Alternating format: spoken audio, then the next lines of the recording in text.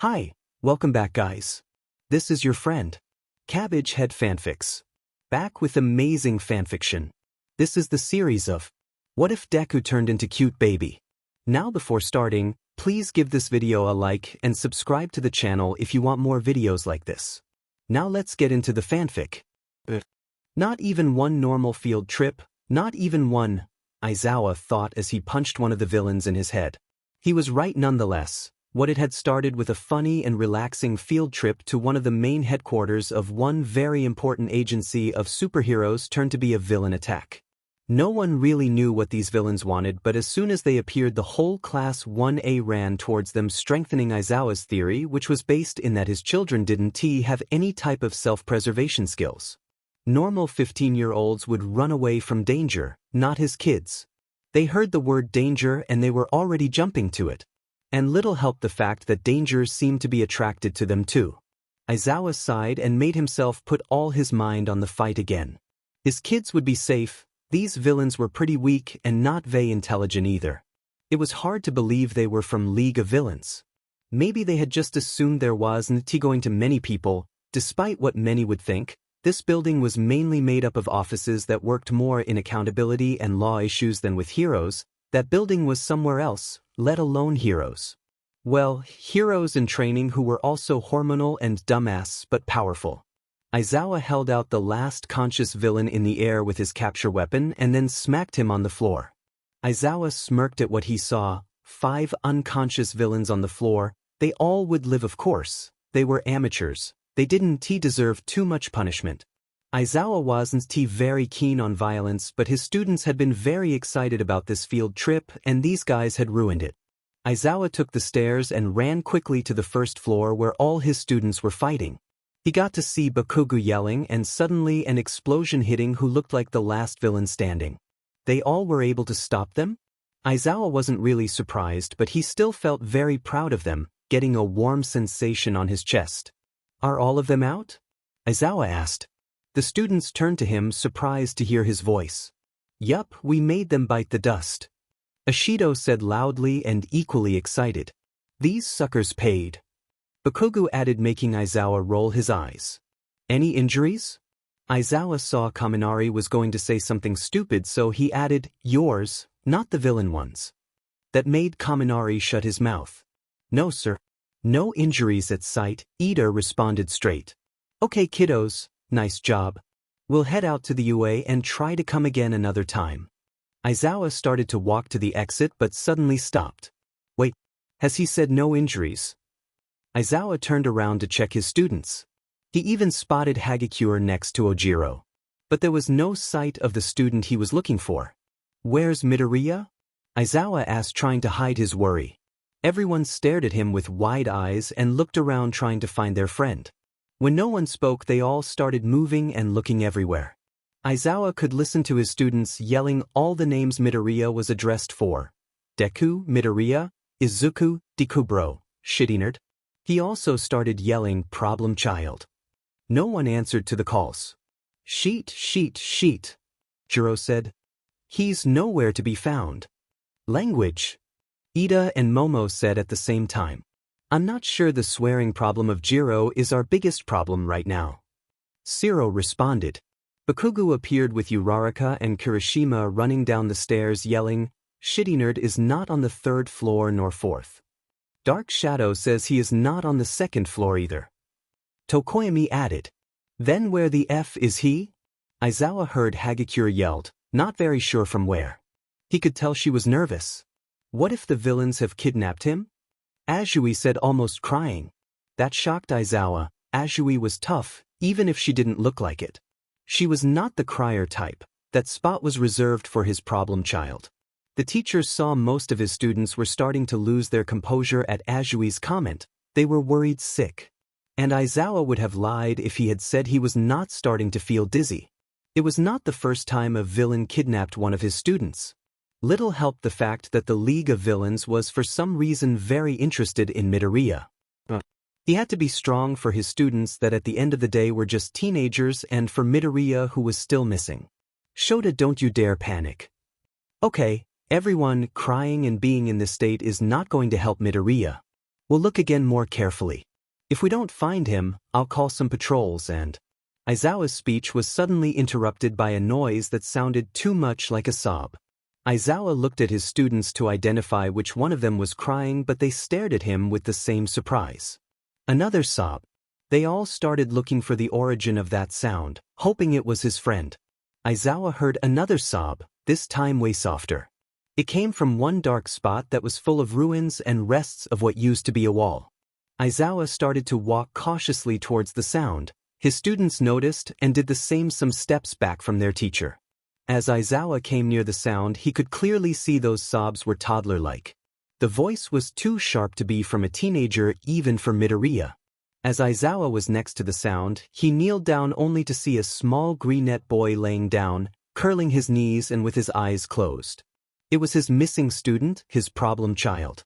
Aizawa felt relief that his child was okay, only to remember that last time he saw Midoriya, he was a teenager, not a toddler.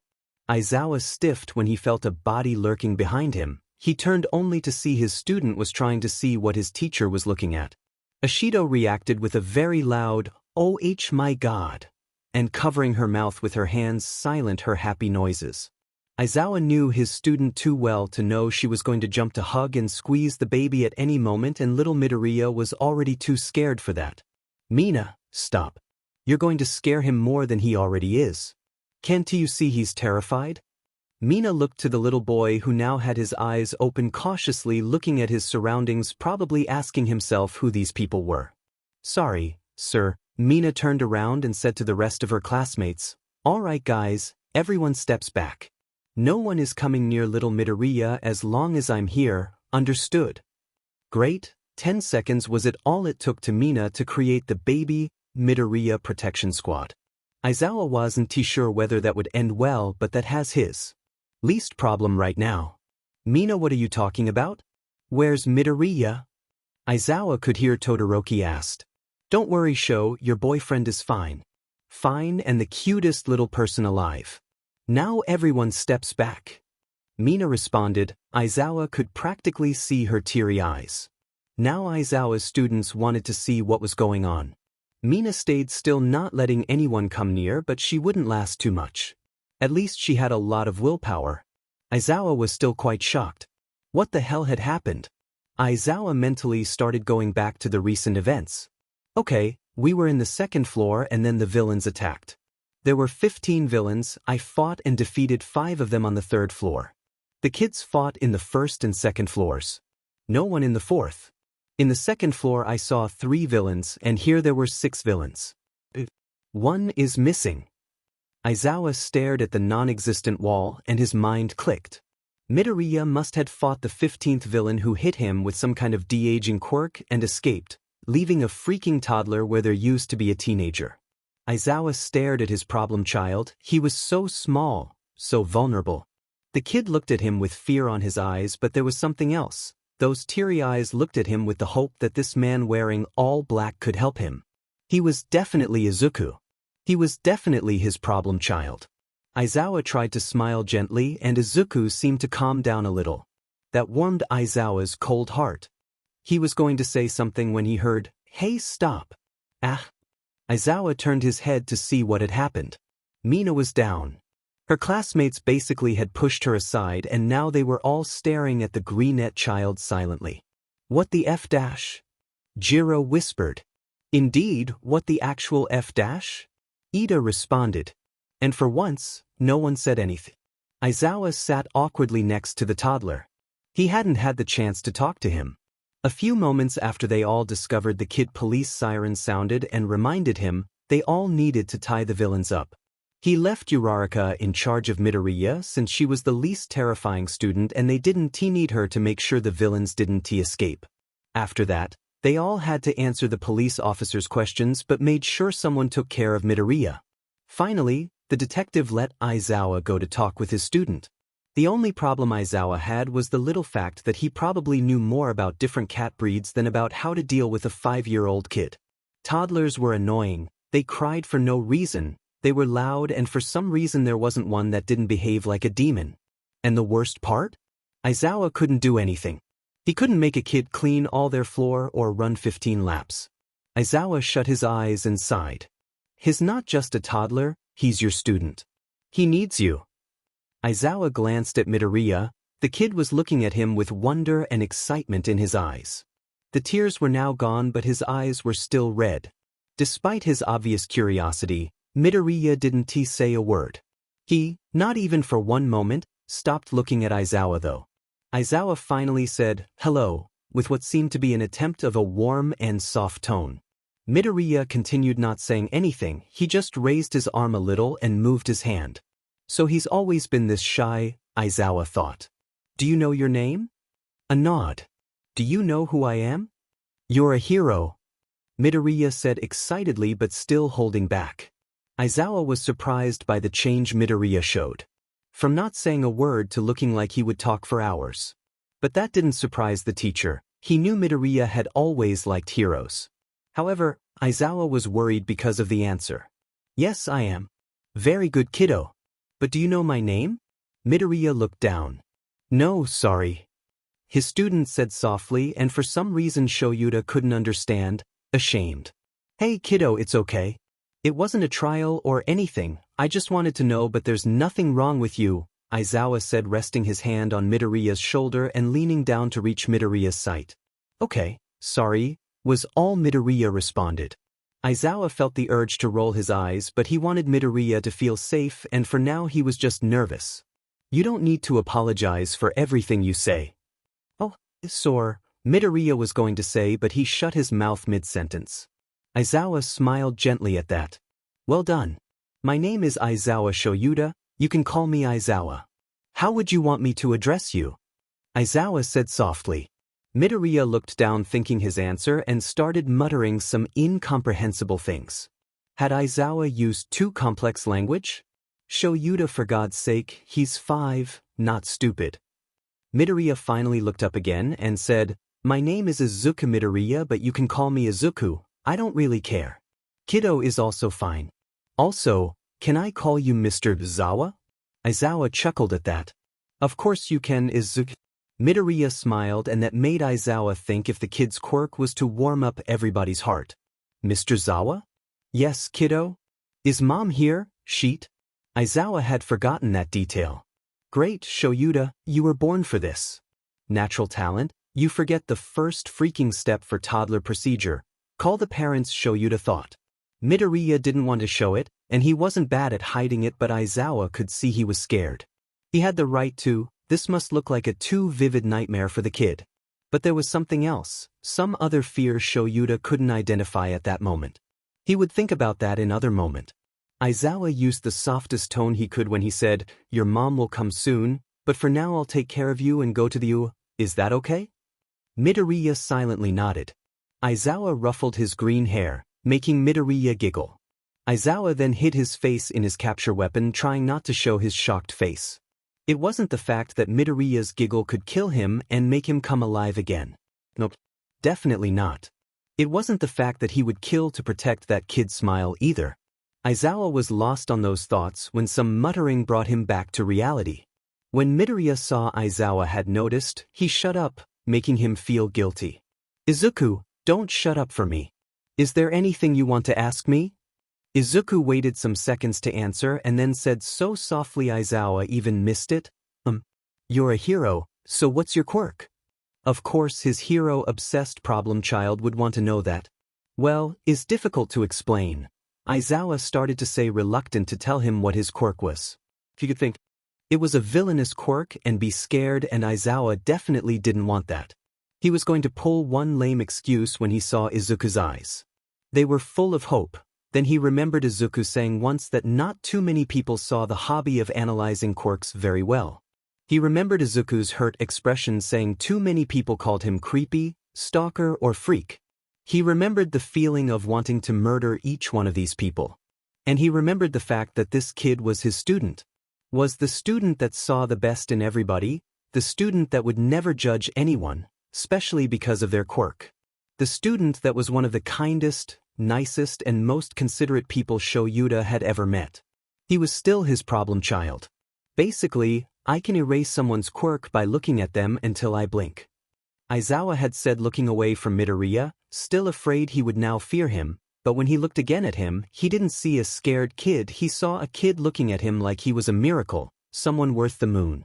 Geez, if Aizawa looked carefully, he could basically see stars in those big eyes.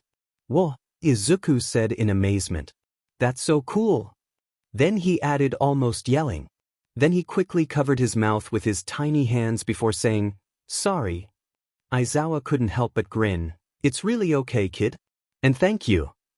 Izuku stared at him giggling and then looked somewhere else, somewhere behind Aizawa. He pointed at what he was staring and Aizawa turned around only to see half of his students standing there in awe. Aizawa sighed, asked Izuku if it was okay if they came, and when he said yes, Aizawa said, I guess if you behave you can come. He knew they wouldn't do that, it was his class we were talking about. Not 1 second later, Aizawa's students were standing beside him, waiting for permission to squeeze Izuku between their arms. Oh my god! How are you cuter than before? How is he cuter than before? Look at those cheeks! I will protect him with my life. Mina yelled. Aizawa glared at her and she muttered an apology. Izuku, these are my students. They are loud but don't worry too much about them. I have more, but these are Uraraka, Mina, Kirishima, Kaminari, Todoroki, Tenya, Momo and Azui. Aizawa said, pointing everyone as he said their names. I'm sorry in advance. Hello everyone. Nice to meet you, I'm Izuku Midoriya. Izuku said shyly. Aizawa heard a muffled, "Omi." Wait, he doesn't know who we are? Kirishima whispered. No, I think the deaging quirk that attacked him also affects memories. Aizawa responded. Izuku looked at them confused. Don't worry about it, kid. It's okay. Aizawa said softly. Is it me, or has sensei talked in a tone that isn't bored, angry, or annoyed? Aizawa heard Kaminari say behind him. Aizawa was going to say something, but before that Uraraka said, maybe it's because baby Deku hasn't asked him why we don't just throw banana peels to the floor in a fight and wait until the villains step on them and fall yet. Hey! Well, Uraraka is not wrong. Azui responded. Indeed, Kaminari, you've just, in fact, been roasted. Ida added to the conversation, only to turn to Todoroki and whisper, have I done it right? I'm not quite sure, the latter answered. No guys, Momo asked tiredly. You know what guys? F you. Kaminari said, not knowing the consequences. Everyone turned his head to him, Aizawa glared threateningly. Kaminari lost 10 years of his life with that look. Uraraka smacked him on his head. Momo was already creating a gun and Mina inhaled loudly. I think I'm gonna pass out. Everyone was glaring at Kaminari when they heard F dash, and then turned to baby Izuku who had just talked. Mina in fact passed out. It was late on the evening when the UA bus finally came to get them back. Aizawa looked at the sun which was slowly disappearing covered by the high buildings as he sighed, what a day, and yet, it was not over. Aizawa made sure everyone was in the bus, then sat down next to Izuku. They were in the first row to be unbothered by the loud students, which was good since Izuku looked like he needed a rest. And well, Aizawa too, but now it wasn't the time. Izuku, do you remember what we talked about? The thing about that bad word? Aizawa asked. Izuku nodded. Only adult heroes can say that. It would not be very plus ultra for me to say that. Aizawa nodded. That's right, kid, well done. It looked like he finally had understood. While Uraraka and Momo were beating up Kaminari somewhere else, Aizawa had tried to explain Izuku why the word F dash shouldn't be said. And to every explanation the kid would just ask, why? Single. It was even a miracle when, after the 10th attempt, Izuku had just agreed. Just because, no further explanation. Izuku yawned and that caught Aizawa's attention.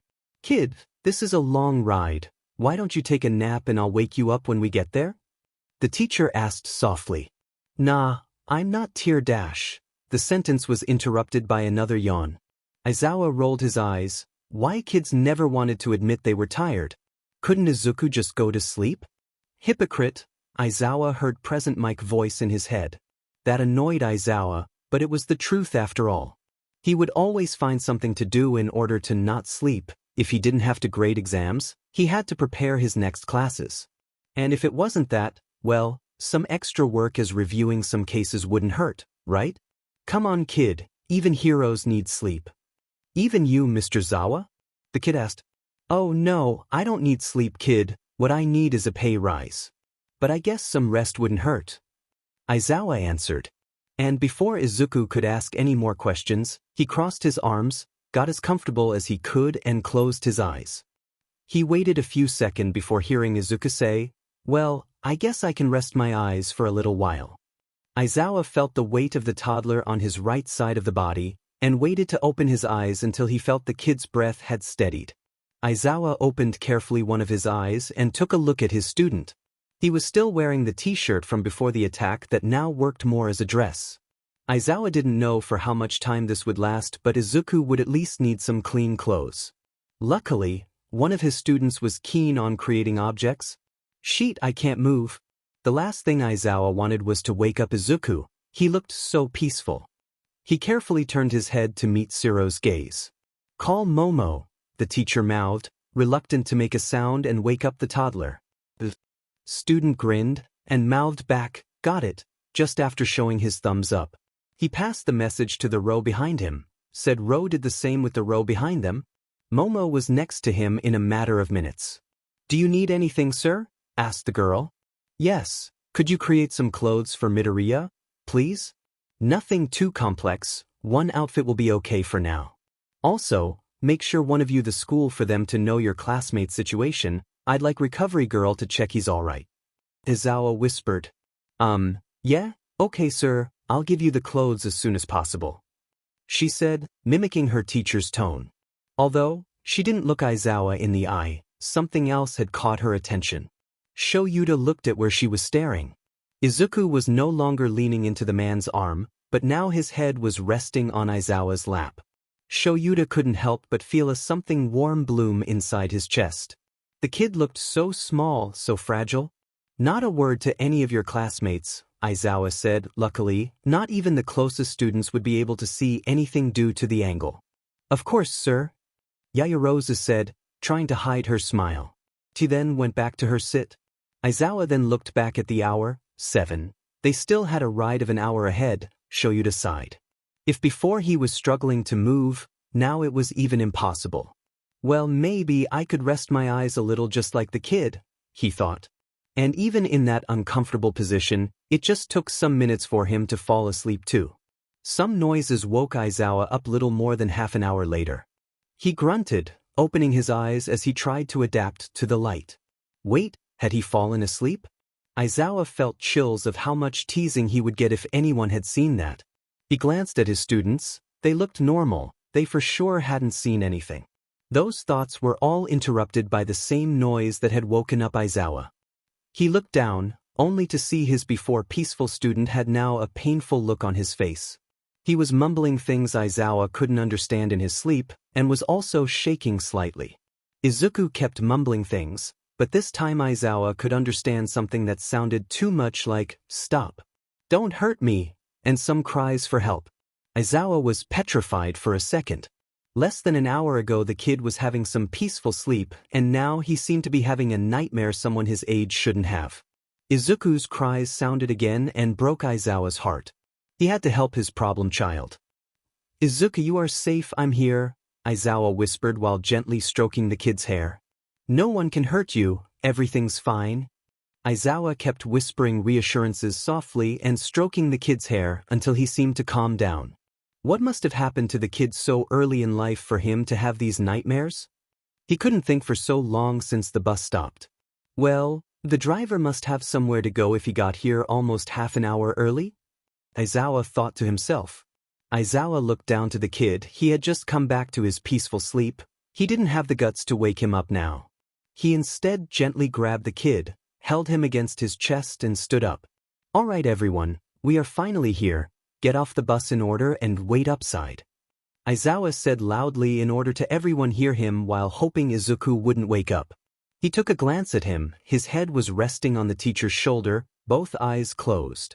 After Aizawa made sure there was no one left in the bus, he got out, only to find himself surrounded by teenagers who were dying to ask questions. Before that could happen, Shoyuta spoke. "Alright, it's been a long day. Have some dinner at the cafeteria and go to your dorms to get some sleep. You'll need it for tomorrow classes which are not cancelled." Everyone groaned. "Get ahead of yourselves, you're not 5. Talking of 5, this whole situation, Aizawa said, pointing at the student he was holding with his free arm while he sighed, "is unexpected, but your classmate looks fine. Tomorrow I'll talk about it more with you in class. Now go rest. You're dismissed." Everyone entered the building. Yaoyorozu waited and handed Aizawa the clothes he had asked for. "Here you go, sensei. I hope they fit all right." "Thanks, Yaoyorozu. Now go inside and rest." "Good night, sensei. Make sure your classmates go to bed at a not bad time and don't stay up late studying," Aizawa said as a goodbye. "Now, what I'm gonna do with you, problem child?" Aizawa said to the sleepy toddler. The teacher sighed and started his way to the teacher's lounge. He stopped just before opening the door, being fully aware of what he was getting into. "Let's get this sheet done already," he thought as he opened the door. "OMG, Shoyuta, you are okay? They told us they attacked you guys, but Nezu refused to give details." Aizawa's boyfriend yelled the first instant he walked through the door. He ran towards Aizawa, but he stopped him. "I'm okay, Hisashi. Don't be dramatic, those guys were dumber than a mosquito," Shoyuta said tiredly. Eraser?" Toshinori asked. "Yeah. What do you got there?" Vlad asked. "Oh, this?" he said, pointing at Izuku. "This is problem child. He didn't have enough with breaking every bone the human body contains and more, of course not. Today he got attacked with a fantastic de-aging quirk. Because I can't have one freaking field trip with my students without everything going to sheet." Well, it does sound like an interesting day," Nezu said, appearing out of nowhere. "Eraser, can we have a chat in my office? Recovery girl will come anytime soon to check on the little boy." Aizawa grunted, reluctant to leave his kid there. "Don't worry, Eraser, we'll take care of the little one," Midnight said with a look that even scared Aizawa. "Nope, absolutely not. Here you go, Toshinori. I hope your skills of handling toddlers are better than your teaching ones," Shota said, giving the slept boy to his coworker. "I want him alive when I come back. If anything happens, come tell me," Aizawa said just before he closed the door to Nezu's office. Then he practically collapsed into one of the 2 armchairs. "You look tired," was all Nezu said. "You don't say," Aizawa responded sarcastically. "Is the mother already on her way? You've contacted her, haven't you?" "About that?" "We did contact her and told her what had happened. And?" "Well, the answer was rather unexpected. She said she couldn't come. She was too busy to care about her son getting into trouble again. She said if anything really serious happened to call her though." "What?" was all Aizawa could say. He definitely didn't know much about parenting, but parents usually cared about their children, didn't they? They made sure their child was okay. Aizawa was confused, but there was something else. He noticed he felt rage. He was angry at Izuku's mother for not caring for her child. For behaving in that selfish way, Izuku for sure didn't deserve that. As I said, it was unexpected and, to be honest, hard to hear. Normally we would call the other parent, but the only thing we know about the father is his name. I think Izuku said once he had left when he was little. Let's just hope for little Midoriya that has already happened and we don't have to explain to him. Aizawa just sighed. Could this day get worse? Also, yep, it could definitely get worse. If I'm not wrong, de-aging quirks work on different ways. Some last one day, others months. Some people recover their original body with time, and others need something in order to go back to normal. It all depends on the quirk, and since we don't have information on who attacked young Midoriya, we can't know how this situation will develop. Nezu started explaining. Yes, I understand, Aizawa said. So, I think the best option is for the boy to stay here in observation. But of course, he can't take care of himself, we'll need someone to do it. And it looks like the boy likes you. Nezu, absolutely no. I have enough work already to now babysit a toddler. I care for my students, but I can't just take care of him all day long. We'll help you, you will be able to give your classes and someone will cover your patrol nights. Right now, the important thing is helping little Midoriya. Aizawa sighed. This was decided even before I entered the room, wasn't it? All Nezu did was to smile nicely. Aizawa groaned as he stood up. All right, I'll take care of the problem child, but I swear to God Nezu, if I don't get a rise at the end of the year I'm suing. As Aizawa was going to open the door and leave, Nezu spoke. Aizawa, one last thing. While we don't know how much this will last, it won't be forever. Don't do anything you'll regret, please. Don't get too attached. Aizawa huffed. Of course I won't. The only thing Aizawa wanted to do is go to his dorm with his new toddler protege and sleep. Fate had other plans. Said Fate seemed to want to annoy Aizawa until his death. When he got out of Nezu's office, he had expected things had gone bad. What he had not expected was seeing Problem Child loudly sobbing and all the pro-heroes in the room desperately trying to calm him down but not having any idea how to do so. Vlad King was looking at him terrified. Cementos and Snipe were trying to approach him but that only made Izuku sob harder. Toshinori was sitting in a corner saying to himself something like, "Do I really look like a skeleton from Scooby-Doo?" Nemuri was sharing looks between Izuku and Toshinori trying to see who to help first. Hizashi was the one closest to Izuku, trying to calm him down holding a stuffed animal. Shoyuta really didn't know from where it was from, and making Izuku look at it. He was also talking with a desperate tone saying something like, "Come on little listener, Shoyuta is inside. Focus on Mr. Roar instead." Lastly, Recovery Girl was waiting at the entrance with an annoyed look in her face that clearly showed how tired she was of putting up with these idiots. All the teachers petrified when they saw Aizawa glaring at them. You all had only one job. Vlad King was going to say something but Aizawa was quick to lift a hand to shut him up. I told you to come to me if anything happened, what was it? Aizawa asked walking towards the couch Midoriya was sat on. Hizashi was the one to answer. The little listener woke up, saw our friend Toshinori and got scared. He then saw all of us approaching him and started crying and asking where were you? Sobbing was a normal reaction given the circumstances. Izuku had woken up not once but twice in an unknown place surrounded by bigger people he didn't know. Most of all, the man that had stayed with him was missing when he woke up. Aizawa felt a little guilty about that one. I see it's my fault. I thought 6 pro-heroes, adults and teachers would be able to handle a 5-year-old kid. He said as he leaned down to look closely at Izuku. That's not fair. You didn't see him. Shigaraki was easier to handle, plus villains don't cry. Snipe tried to defend their babysitter skills. Aizawa rolled his eyes, not wanting to keep talking with his coworkers who shared one brain cell. Hey Izuku, look at me kiddo. I'm here, Aizawa said softly to Midoriya, extending a hand to rub his shoulder. Midoriya looked at him with red and tired eyes. Then, without hesitation jumped into Shuta's arms and started crying again. We were gone, and I thought you had left too. And all those people looked at me strangely, Izuku said in between sobs against Shuta's shoulder. Aizawa glared at the others one in the room after the last thing Izuku said. They all seemed to find the floor really interesting. Shoo, it's okay. I'm sorry I left, I'm here now. Aizawa whispered and started tracing small circles on the child's back for him to calm down. I'm sorry, was all Midoriya muttered in response. Aizawa sighed. It was impossible for that child not to apologize for just existing. That was an issue he would try to improve. It's okay. Do you want to leave? You can come to my dorm and sleep there tonight. Is that good with you? Aizawa asked. If the kid refused it would be understandable but there were not many places for him to sleep. Thankfully, Midoriya said yes, Shoyuta wouldn't have heard if it wasn't because his trained hearing. Okay, let's get going then. Aizawa picked up Izuku from the couch and held him gently in his arms. He then picked a bag containing Izuku's clothes. Aizawa started heading towards the exit.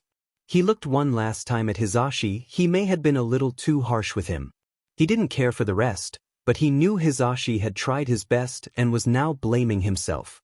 He looked at him softly and signed with the hand that wasn't holding Izuku. Going to my dorm. The kid needs sleep. Come in some minutes so we can talk. Hizashi only nodded, smiling weakly. Yuta knew he would need a hug later.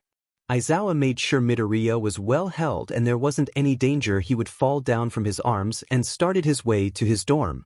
Chiyo started to follow him slowly, supported by her cane. Aizawa slowed down for them to go together at the same pace. I know the boy is tired, but with the chaos those idiots made I haven't had time to check on him. I will make sure he's okay and then he can go to sleep. It won't take longer than 10 minutes. The old woman said. Aizawa sighed. He really was tired. I expected that. I will have to talk with him to make sure what happened at the teacher's lounge doesn't happen again. The little boy must be terrified, Chiyo said looking fondly at the toddler. Yeah, but you know him. He's innocent, he trusts people easily. Chiyo said suspiciously. What? Nothing, it's just, after what I saw in that room it is hard for me to believe this kid would just follow anyone and do what he's told just because. I think he just trusts you. Aizawa blushed and hid his face inside his scarf. You don't know what you are talking about, the teacher said in a grumbly voice. The woman noticed he held a little bit tighter the toddler and smirked.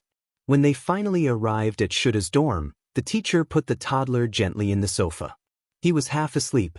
Hey, kiddo, I need you to stay awake so you can eat a bit and get checked by her. Aizawa gestured at the woman behind him. He saw Izuku stiff. Don't worry, she's good. It won't last long and I'll be here with you all the time. Is that okay? Izuku simply nodded.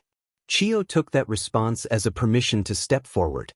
Hello, I'm Chiyo Shizenji or Recovery Girl, the nurse of the school, and I'm going to make a medical exam to you to check everything is okay. Izuku looked over to show Yuta. The man just nodded. Okay, Izuku said shyly in the softest of tones. Excellent. I'll start with some easy questions. What is your name? Izuku was looking at the very interesting floor. Izuku Midoriya. Good, how old are you, Midoriya? I turned 5 3 weeks ago. What's the last thing you remember from before today? I remember going to bed yesterday after having dinner. I had katsudon, then my mother had to leave because she had to go to the hospital to work. I woke up then that building with Mr. Zawa and all those old kids looking at me. Right, so you live with your mom? Do you live with someone else? Aizawa narrowed his eyes at that question. He wanted to know the answer. Aizawa saw Izuku stiff before the kid said, No, my father left some months ago. It's just my mom and I. Midoriya had glassy eyes while saying that statement. Aizawa truly didn't understand how his father could have left just like that. He obviously wasn't going to ask the kid the reason, so he could just theorize. Maybe one day, he could talk with the again teenager Midoriya, just in case he held a grudge or had some trauma. Another reasonable option for Aizawa was to find that man and kill him. Murder couldn't be that bad. Recovery Girl was just mumbling while taking some medical objects out her briefcase. Lastly, those kids you were talking about or Aizawa himself, you don't know anything about them? Do you remember anything about them or about the UA? Izuku shook his head. No, I don't know them. But they were really nice. I think I heard about UA in the news, is the super school for superheroes. Mommy once told me only powerful people would go there. Then he started mumbling incoherent things for both of the adults. What is that, problem child? Aizawa asked. Midoriya looked at him like he had been caught and shook his head. All right, those are all the questions I had. I can start now with the physical exam. Aizawa, why don't you prepare the kids something to eat? A sandwich perhaps. Also, where is Izuku going to sleep? Recovery Girl asked. Aizawa thought about that for a moment. He had an extra room with a bed, however, this room was almost empty. It only had said bed, which now that he thought about it, didn't have sheets, a side table and a shelf. Maybe it was not the best room for a child. I have a room in disuse next to mine, but I'll have to text Hizashi to bring some stuff. He started his way to the kitchen while grabbing his phone to text the hero, when he heard a sound behind him. He looked that way and found his problem child staring and extending an arm towards him, like saying he didn't want him to go without words. Aizawa sighed. Don't worry, I'm just going to the kitchen. You can see me while I'm there, I'm not leaving. Aizawa started to think the kid had some kind of abandonment issues. It was logical. The kid had experienced a rough day and right now was with people he hadn't known for longer than a day. Plus, the father thing. That dumb, Stupid, non-deserving of love, monstrous, imbecile. Aizawa huffed at the thought of that man. He took a last glance at the kid. He was sitting on the couch, tense. He had his hands on his lap and was trying to keep the distance between the nurse and him. Kid, you have to let her check on you. You'll be fine, I promise. Pinky promise? Izuku asked. Aizawa almost chuckled at that. Yeah, pinky promise. Izuku relaxed a bit and started talking. Well, most like giving short answers to the questions she asked to have a conversation with Recovery Girl as she measured the pressure in his arm. At the sight that Izuku would let Chio work, Aizawa grabbed his phone and sent some quick messages to Hisashi. Hey, you can come. Grab some things from the kids' room. Like his bed sheets, some stuffed animals and some of his all-might decoration. Loud boyfriend. You got it. Loud boyfriend. Is the lil listener doing okay? He exalts easily, try not to be loud. Loud boyfriend. I'll be a ninja. Shoyuta found himself smiling at the screen. He would never get used to his boyfriend. Yes, it had only been 6 months since Shoyuta had built the courage to ask his best friend out on a date, but he had known him long before that. They had been friends since high school. Hisashi had many times been his rock. That's why it had been so difficult to confess his feelings. He could have lost his best friend, his everything. Aizawa remembers how he had planned many times on telling him but never actually doing it. It was all the same, until one day he was so angry at Nezu for whatever reason. Hisashi tried to calm him down and he just blurted out the words, "Let's go on a date." He realized what he had done and blush, only to find his best friend blushing and with a shocked look but nodding. As those memories passed by, Shoyuta smiled and started getting all the ingredients for Izuku's sandwich. He opened the counter in search of the bread and instead found 2 cats meowing at him. Shoyuta realized he hadn't had the time to ask himself where his cats were.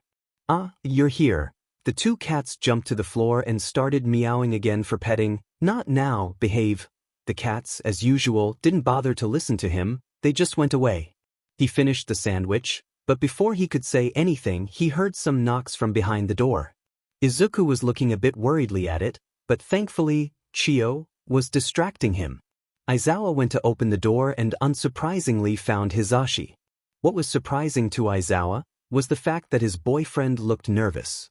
Despite what many would think, Hisashi was very anxious, but he could hide it well. This time he couldn't, and it was because of a kid? "Hey, I brought the stuff you asked me to," Hisashi said, gesturing at the bags he was carrying. "Thanks, are you okay?" "Yes, of course." Hisashi assured with a grin on his face. Shoyuta wasn't sure if it was real. "How is the baby doing?" "Zashi, he's 5, I don't think that's a respectable age for calling someone a baby." "Who cares about that? How is he doing? Is he okay, or at least better than when he left?" That was it, that was the reason Hisashi was so nervous. He had messed up and his thoughts had probably escalated to, "I'm a horrible person" by that time. Aizawa sighed. He had definitely been too harsh on him. Not that he could be too soft with him when all the teachers were around, but still. "He's okay, Zashi." Aizawa took some things from the other's arms and grabbed his hand. "Look, what happened earlier was in part my fault. I left the kid. I'm in charge with you all.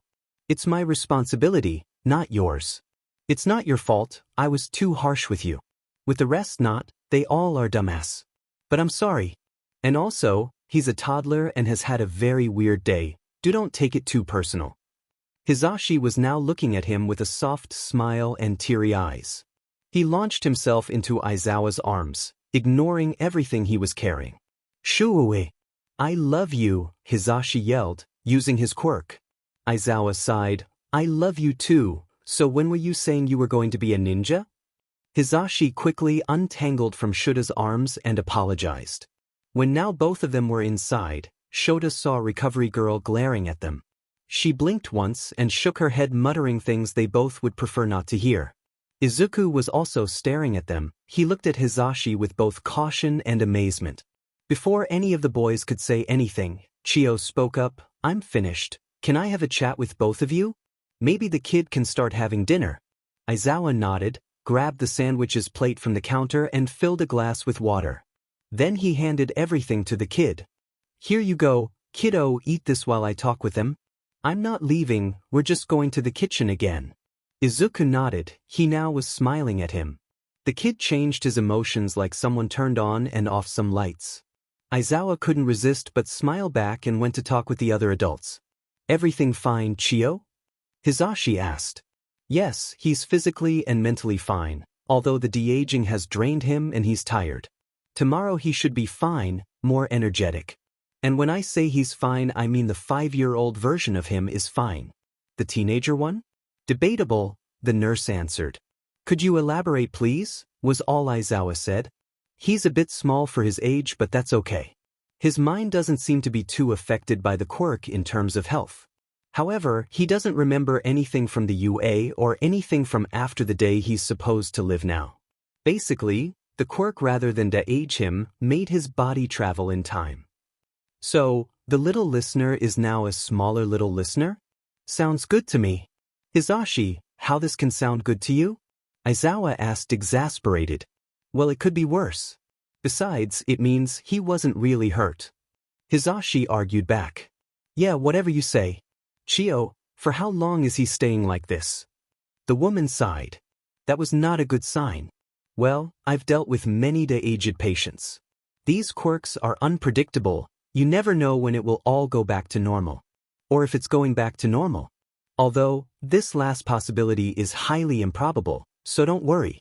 We'll have to check his evolution to see how to act.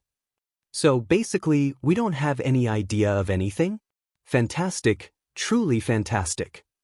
Aizawa said sarcastically, lifting his arms on the air. Probably the kid had heard him, but that wasn't really on his top problems right now. Hisashi, extraordinary Hisashi, changed a bit the topic and made Aizawa relax. And how is the little listener mentally? Like, is he approachable? Is he still too shocked? He's adapting. Give him a little of time, he'll be okay. Although, her mother here would help a lot, Chio answered softly, glancing at the boy, who now was looking at the cats, amazed. Don't get me started on the mother. Shoyuta said, pinching the bridge of his nose, with his eyes shut. Busy for her child, Shoyuta said quietly, more to himself than to the other two. Well, that's all. I'll come tomorrow to check if he's all right or there's been any changes. Chio started heading to the door. Before exiting, he turned to Izuku and said, Goodbye Izuku, I'll see you tomorrow and I'll give you something in reward for how well you've behaved. Izuku grinned at that and said, Goodbye Ms. Recovery Girl. At Aizawa's eyes, Izuku was now less shy. His eyes were beaming joy, that was a good sign. Maybe, what happened before was exceptional and hard to happen again. Aizawa hoped he was right because he didn't want to deal with a crying toddler all day. He didn't want to deal with a toddler at all. Well, maybe he could stand Izuku. And considering the fact that minutes ago he was terrified of Recovery Girl, and now he looked like he would willingly hug her. Said Hiro smiled softly at the kid and left. Izuku went back to mindlessly eat his sandwich while the two teachers stared at him. What do we do now? Mike asked. Talk with him a little and put him to bed, then I'll finally get some sleep, Aizawa answered. Are you sure he will want to talk with me? Don't worry, Aizawa said and showed Hisashi one of those smiles many students have nightmares of. I have a plan. If someone looked at Izuku Midoriya, they would see a toddler mindlessly eating a sandwich and waving his legs. Nothing more, nothing less. The truth was that the boy's mind was racing at 100 kilometers per hour with his thoughts. His day had been a little weird. Last thing he remembered was counting the stars stickers on the ceiling to sleep. Next thing he knows, he's on a place that definitely isn't his room, with many people yelling his name. Izuku's not an idiot. If there are strange people yelling his name in a place he doesn't know, he just hides. And that's what he did. Everything had gone well, but then he had to start crying. Kachan always said he was a crybaby and maybe he was right. Then, this man that looked like those men that Izuku sometimes gave money to found him. Izuku knows he shouldn't have trusted him. But he did. He's not sure why, he just did. And for once, it was the right choice. Then he met all those kids. The blonde one taught him a new word and then mysteriously disappeared along with other girls. They were nice. Later, the thing at that room happened. Izuku knew he shouldn't have cried like that. He sure had been a bother and had wasted everyone's time. Surely they were all mad at him. But Izuku couldn't help it. He was having a bad dream again. And when he woke up there were a lot of people but not Mr. Zawa. He was scared, he thought he had left too. Luckily, he was wrong, Mr. Zawa had come. He hadn't looked mad or angry at Izuku. That was strange. But probably he was mad, he just hadn't showed it yet. Why wouldn't he be mad at Izuku after all? He had been bad. And now he was yet on another different place eating a sandwich, watching the old people talk, after the nice old lady had seen Izuku. At first, he had been scared, but she was nice. Not many people were nice to him. Then the man from that room full of adults appeared. He yelled really loud. Like really loud. He was amazed by that power, it looked really cool. Mr. Zawa had also given him a sandwich to eat. The sandwich had lettuce, Izuku liked lettuce. Don't get me started on the mother. Izuku heard Mr. Zawa yell from the kitchen. Why was he angry? Was he talking about mommy? Mr. Zawa had said she would come to see Izuku but she hadn't arrived yet. She was probably working at the hospital. She always said the hospital was important, more important than Izuku. Izuku then noticed the two cats playing in one spot of the room, they looked very cute. One had black fur and some scars on its face. The other one had orange hair and seemed to have one paw missing. They still looked really adorable. Izuku liked lettuce and cats. The nice old lady got outside the kitchen and said, "Goodbye Izuku, I'll see you tomorrow and I'll give you something in reward for how well you've behaved." Izuku smiled at that, he had been good. Maybe not everyone was mad at him after all. "Goodbye Ms. Recovery Girl." She smiled and left. The other two adults were still talking in the kitchen. Izuku wasn't sure what they were talking about, but the blonde man was giving short glances at him while speaking with Mr. Zawa. He looked worried. Then Mr. Zawa smiled at the other man. Izuku froze. That was a scary smile. Izuku had noticed that the man didn't smile much, and when he did, the smiles were small. But they were always nice and calmed down Izuku. That smile wasn't small nor nice. It was a grin that Izuku for sure would see in his nightmares. The two men walked slowly towards where Izuku was eating. Mr. Zawa still had traces of his scary grin. Izuku stiffed, he trusted the man but holy noodles. It was scary. Mr. Zawa looked at him in confusion and then he seemed to notice what was happening. "Shoot, kid, I'm sorry, they usually say my smile is scary," he then bit his lip like he was thinking and looked down. But at least the grin was gone. But now that the kid thought about it, it was not Mr. Zawa's fault he had that smile. And he didn't want him to feel bad. No. It's not that scary. Mr. Zawa smiled at him, this time softly and ruffled his hair. Izuku leaned into the touch. No one did those things anymore. Mom and Dad did not anymore. Izuku looked at the other man, he was staring at the duo with a hand in his chest in awe. Mr. Zawa looked at the man and sighed. "Kiddo, this is Yamada Hisashi. You met him before." Mr. Zawa gestured at the blonde man to come closer. Izuku could see he was reluctant and looked nervous. Why would he? Maybe he wasn't nervous. Maybe he just didn't want to talk with a bad-behaved kid like him. "Hi, nice to meet you Izuku," Hisashi said with a nervous voice. It was the opposite of before, when he had yelled so loud Izuku thought he could even wake up the sun. Izuku knew he had seen something like that somewhere, a very strong voice. "Problem child, you know who he is?" Izuku shook his head, he knew him from somewhere but he couldn't remember it. "Well, he's a hero," Aizawa said with a smile and fake excitement. Many adults did that, Izuku never knew why. But then his mind clicked, how he could have been so dumb. It's true his style wasn't the same as in his videos, but he still recognized him. "Present Mike." Izuku yelled at full volume. Mr. Zawa crossed his arms but chuckled. "Wow, Hisashi, looks like you have a fan," Mr. Zawa said. Izuku found himself shaking in excitement. It was Present Mike. He was such a cool hero, and his radio show was his favorite thing to listen to. Present Mike seemed to gain some confidence. He grinned and said loudly, "Hell yeah, little listener. It's me, Present Mike." Izuku couldn't stop himself from squeaking from the emotion. It was Present Mike. He truly was. He needed to ask him thousands of questions. His quirk was really interesting, and the way he decided to fight with the bad guys was admirable. "Kiddo, why don't you stay here? talking to Mike and eating your sandwich while I put all that stuff in your room? You can ask him all the hero questions you want. I'm sure he will want to answer to every each of them. If you need anything, I'll be there. Mr. Zawa told Izuku. Ask all of them? They were certainly a lot. Mr. Zawa smirked with his arms crossed. All of them. Izuku nodded profusely. He was so excited. Wait, are you leaving us alone? Present Mike asked. Izuku got worried a little bit. What if he didn't want to stay with Izuku? What, are you scared of a little child? Mr. Zawa asked Present Mike. He then winked at Izuku without Present Mike noticing. Are you scared of me, Present Mike? Izuku went along with Mr. Zawa's teasing. I'm not. Present Mike argued back. Mr. Zawa rolled his eyes. Present Mike sounded like a child. Izuku giggled at that. Alright, I'll leave you two to talk. Kiddo, finish the sandwich, Mr. Zawa said and left to the other room. Izuku looked at Present Mike. He was smiling at him. So, little listener, what do you want to talk about? The hero asked hesitantly. Izuku beamed and waved his legs excitedly. He had many things to ask. Well, there are many things. How does your quirk work? Is it an emitter type or just a mutation? Does your style or any of the accessories help you in a fight? Does your quirk affect everyone? When you fought against those guys in the supermarket, were you scared? You didn't look scared, but I would have been. Izuku said out loud all his thoughts in one breath.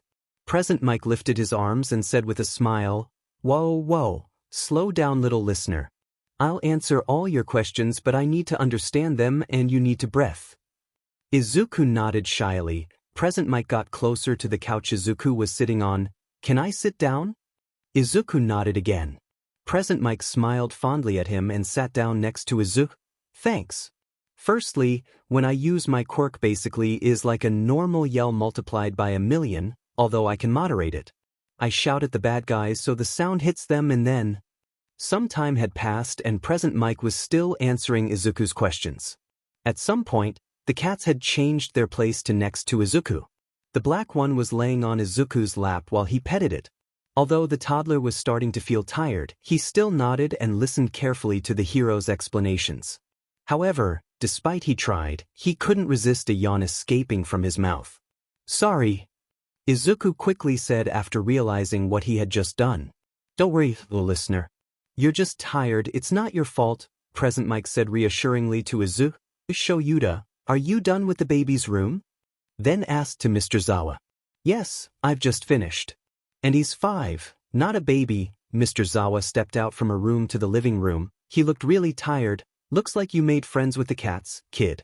Izuku looked at the animals and smiled. Even the salty cats like the baby. You make miracles, listener. Mr. Zawa rolled his eyes when Present Mike said that. What are their names? Izuku asked, not looking up. He was still mesmerized with the animals. The black one is Cole. He's more affectionate and clingier. The orange one is Bee. He somehow always ends up with bees attacking him. Mr. Zawa answered. Izuku just nodded and whispered, Hello Cole, hello Bee. When Izuku looked up, he saw Present Mike snapping a picture at him with a dramatic gesture while mumbling, Too cute, just too cute. Izuku was going to say something, but then another yawn left his mouth. I think it's time for bed, kiddo. Say goodbye to Present Mike.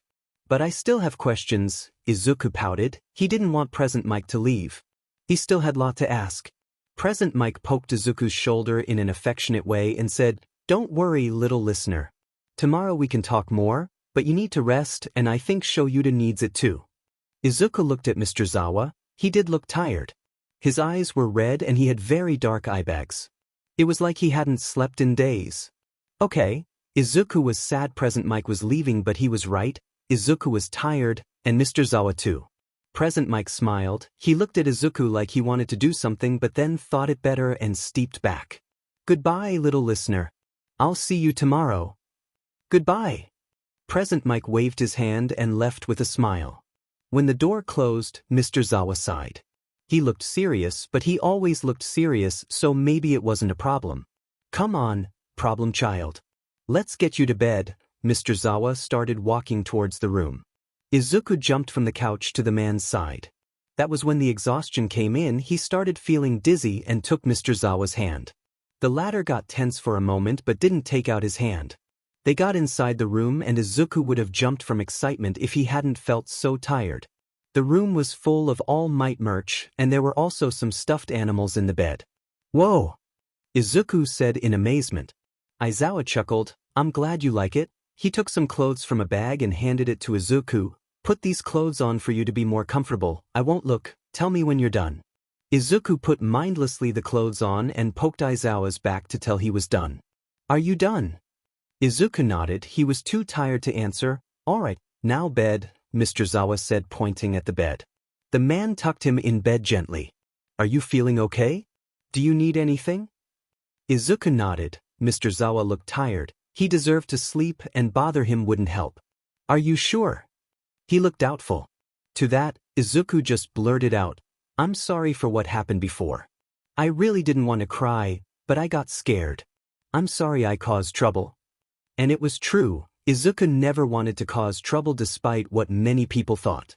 Mr. Zawa sighed and sat next to where Izuku was laying in bed.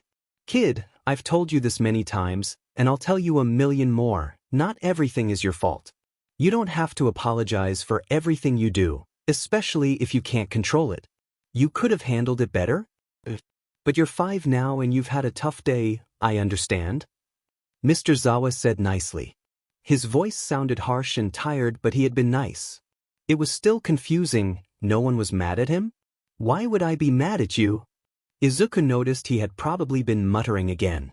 Izuku shrugged. "I embarrassed you?" Mommy would always say that he embarrassed her, even when Izuku didn't know what he had done. Mr. Zawa's factions shifted and now he had a soft look on his face. "Izuku, listen to me. You didn't do anything wrong. No one is mad at you. And you definitely didn't embarrass or disappoint me. You're not an embarrassment." Izuku felt like he was going to cry again, but he didn't want to. He just wanted to stay with Mr. Zawa. "Can you stay with me until I fall asleep?" Izuku asked quietly as he was going to break something. "Of course. Do you want to sleep with the lamp on?" Izuku looked at the lamp. It didn't produce strong light but more like a soothing one. He nodded. "All right." Mr. Zawa switched off all the lights in the room but the lamp. Now all Izuku could see was more like a body figure. "Good night, problem child."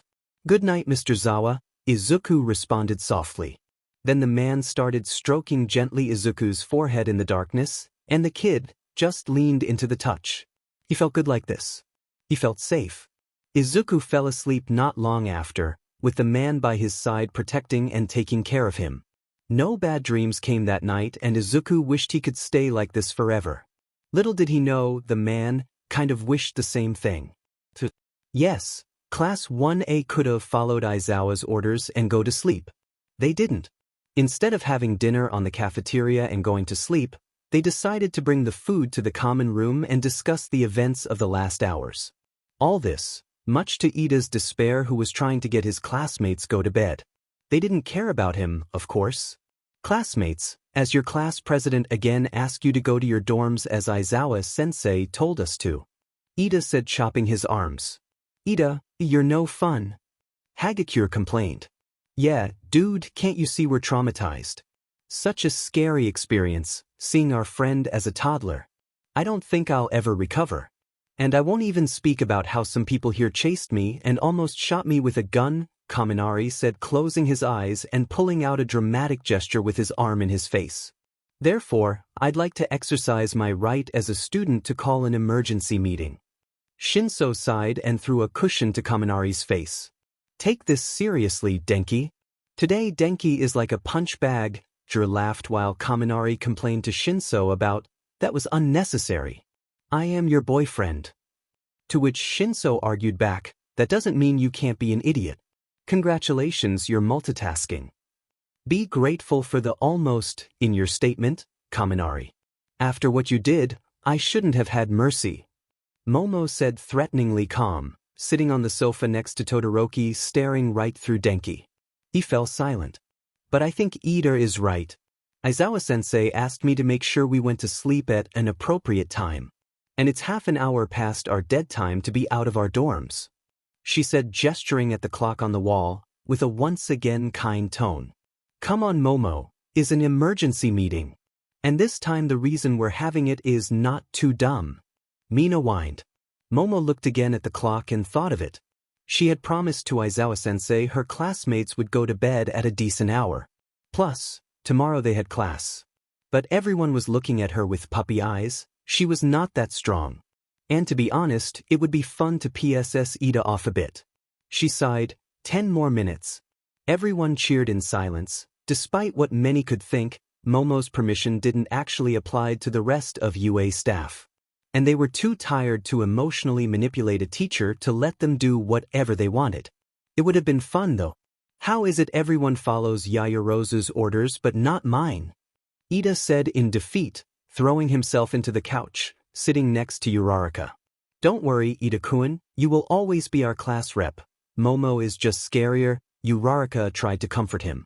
One day he would be respected, one day people would actually listen to him. Not today though, but someday. Alright, as Ida is no longer complaining like a little child, Mina stopped on her words and laughed. Yeah, that's on me. Anyways, the first thing I'd like to do in this official meeting is to announce that the baby Izuku Midoriya Protection Squad is open to new members. Everyone stared at Mina, some were wide-eyed and others just face-bombed. Alright, it looks like Mina hasn't recovered yet from her concussion. Kirishima, please make sure she doesn't do anything too stupid on the next 15 minutes, Momo said. Kirishima, who was next to Mina, looked at her and nodded. Hard task, but he would make it. As we should try to help Midoriya as much as possible, maybe we should tell each other all we know in case we can make some points clear, Tokoyami offered. Great idea, Tokoyami. So, did anyone saw Midoriya's attacker? Momo, the self-proclaimed leader of the meeting, not that anyone could complain, she was the only one with more than 2 brain cells. And hey, maybe the rest weren't the brightest students, but at least they were self-aware. Most of the times, asked. Everyone seemed to think for some moments, but they all ended shaking their heads.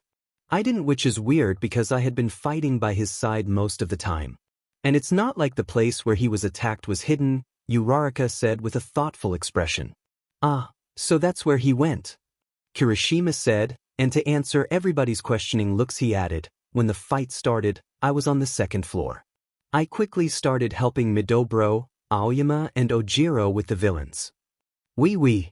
Aoyama nodded. We were fighting those really hideously dressed villains.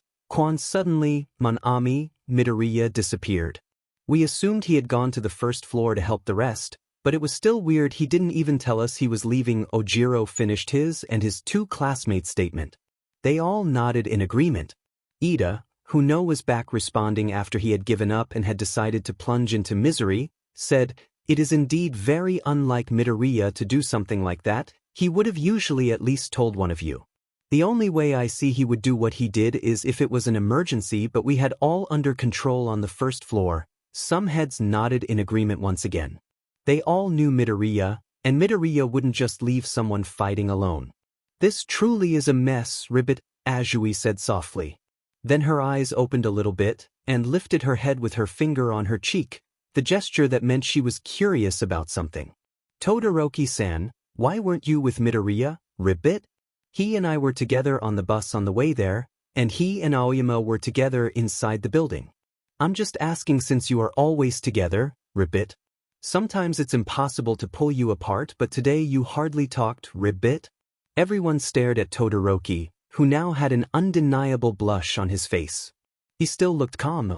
He sighed. He couldn't just brush it off. With anyone else, yes. But these were his classmates, who lived for gossip and food. Aizawa Midoriya and I had a slight disagreement yesterday over. Todoroki looked down, over my father. In Dehor? Denki asked. Everyone glared at him. They all had agreed that man didn't have the right to be named, even as that. It's alright, Todoroki, you clearly don't want to talk about it. And I don't think Midoriya would be comfortable talking about it either, Jairu said reassuringly. Todoroki shrugged. True, just don't blame yourself, man, Kirishima told him. We're going off topic. Did anyone saw Midoriya besides Ojiro, Kirishima, Aoyama, and Uraraka? Did anyone saw something strange? Momo tried to continue the discussion. There was something there that just didn't make sense inside Momo's head. Suro raised his hand. Well, I thought you guys maybe needed help, so I was going to where you were when I saw Midoriya going down. We exchanged a few words, just, are you okay? How is it going? The typical. At the end I didn't go to help Kirishima and the rest because I heard Sada ask for help to get one of the bad guys down. Sada looked thoughtful for a moment, then he nodded. Now that I think about it, when Deku was with me, he looked kind of nervous. Like he had somewhere else to go to. I didn't notice then, but now I see it was kinda odd. Uraraka added. These only left more questions than answers. It was probably a coincidence. But the what if was still in Momo's head. Only Bakugo's cussing brought her back to reality. The shitty nerd couldn't have chosen another day to physically transform into the baby he's always been. It had to be today. He's spectacular, his talent to make me want to break his face. Bakugo! Ida scolded. Bakugo was excited because he really likes a German heroine that works in that agency, Fuhrwerk. She can create orbs of energy that explode whenever she wants. He was fanboyish level Midoriya, Hagakure had the bravery to say. She either was dumb or wanted to die on the instant. On a side note, everyone gulped when they realized how much blackmail Hagakure actually had. Bakugo was red, no one knew if of anger or embarrassment. Her hands were already creating smoke, transparent face. Fuhrwerk? Her costume is so catastrophic. She has no style, that or she has no la honte, shame. Aoyama joined Hagakure on the suicide. You French fry. Bakugo had thrown himself to attack Aoyama. The only one who was preventing the student's early death was Shuji, who had grabbed Bakugo. Bakugo calmed down as much as a Bakugo could, and sat on the couch, still glaring at both Hagakure and Aoyama with a murderous look. Then he started mumbling, "Came French fry," as if he didn't look stupid with his effing cape. When he is actually able to not blind us with all the glitter, he'll talk. Momo coughed to get everyone's attention. This is the perfect time to talk about how we'll treat Midoriya. The first thing is to not curse when he's around. I swear to God, Bakugo, if he says a bad word because of you. Momo started nicely and ended up talking threateningly. Bakugo stood from where he was standing, having a murderous glare again. I'll swear if I even want. And I'm not that bad. What are you gonna do, ponytail girl? Momo just glared at him in silence. Dude, don't. She almost shot me. Do not risk it. No one survives a mad Momo. Every swearer is in danger, Denki advised Bakugo. Jiru sweat in her seat. Momo was her girlfriend, but why are you all so committed with the DMN nerd not hearing any curse anyways? It's not like he doesn't hear any on the daily? Bakugo asked. He was set off, but the murderous glare was gone. Mina started laughing. You maybe want to take that back, Baki. Little Izuku doesn't remember any of us. We had to introduce again. It was super cute. Mina started laughing again. Kirishima looked at her with a worried look. Maybe it wouldn't be a bad idea to go to the infirmary again. While some of them worried about Mina's concussion, most of them just stare at her because of what she had said. He doesn't remember any of us? Hagakure asked. No, Deku-kun doesn't remember anything. Aizawa-sensei told us he believed the quirk affected his memories. Maybe he just has memories of until he's 4 or 5. Or maybe he doesn't remember anything at all, Uraraka stated.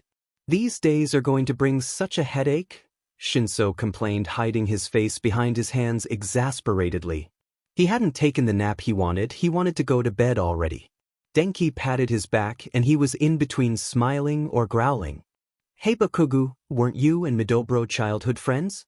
If Uraraka is right, he should remember you, Kirishima said. Bakugo went pale and started mumbling, panicked. Everyone was a bit scared of that face. To be honest, oh no, no, no. Not the annoying broccoli child again. I'm not ready for that. I rather have my life free veggie brat. Thank you very effing much. Bakugo was talking more to himself and spaced out from the conversation. Idru, should we be worried? Jiru whispered. I don't know, I've never seen him like this, Bakugo's boyfriend said, looking at him shocked. Well, at least he has only sworn once. Improvement is improvement, Siro joined the conversation. Okay, I think we should all head out to bed, Momo said. Many people whined. Shinso perked up. Oh, really, Yamamo? What a pity. Well, see you tomorrow. And like that, Shinso was gone. Don't take that personally, he didn't have his nap today, Kaminari defended him. Alright, let's wrap this up. We don't really know what happened, but something was weird about Midoriya missing.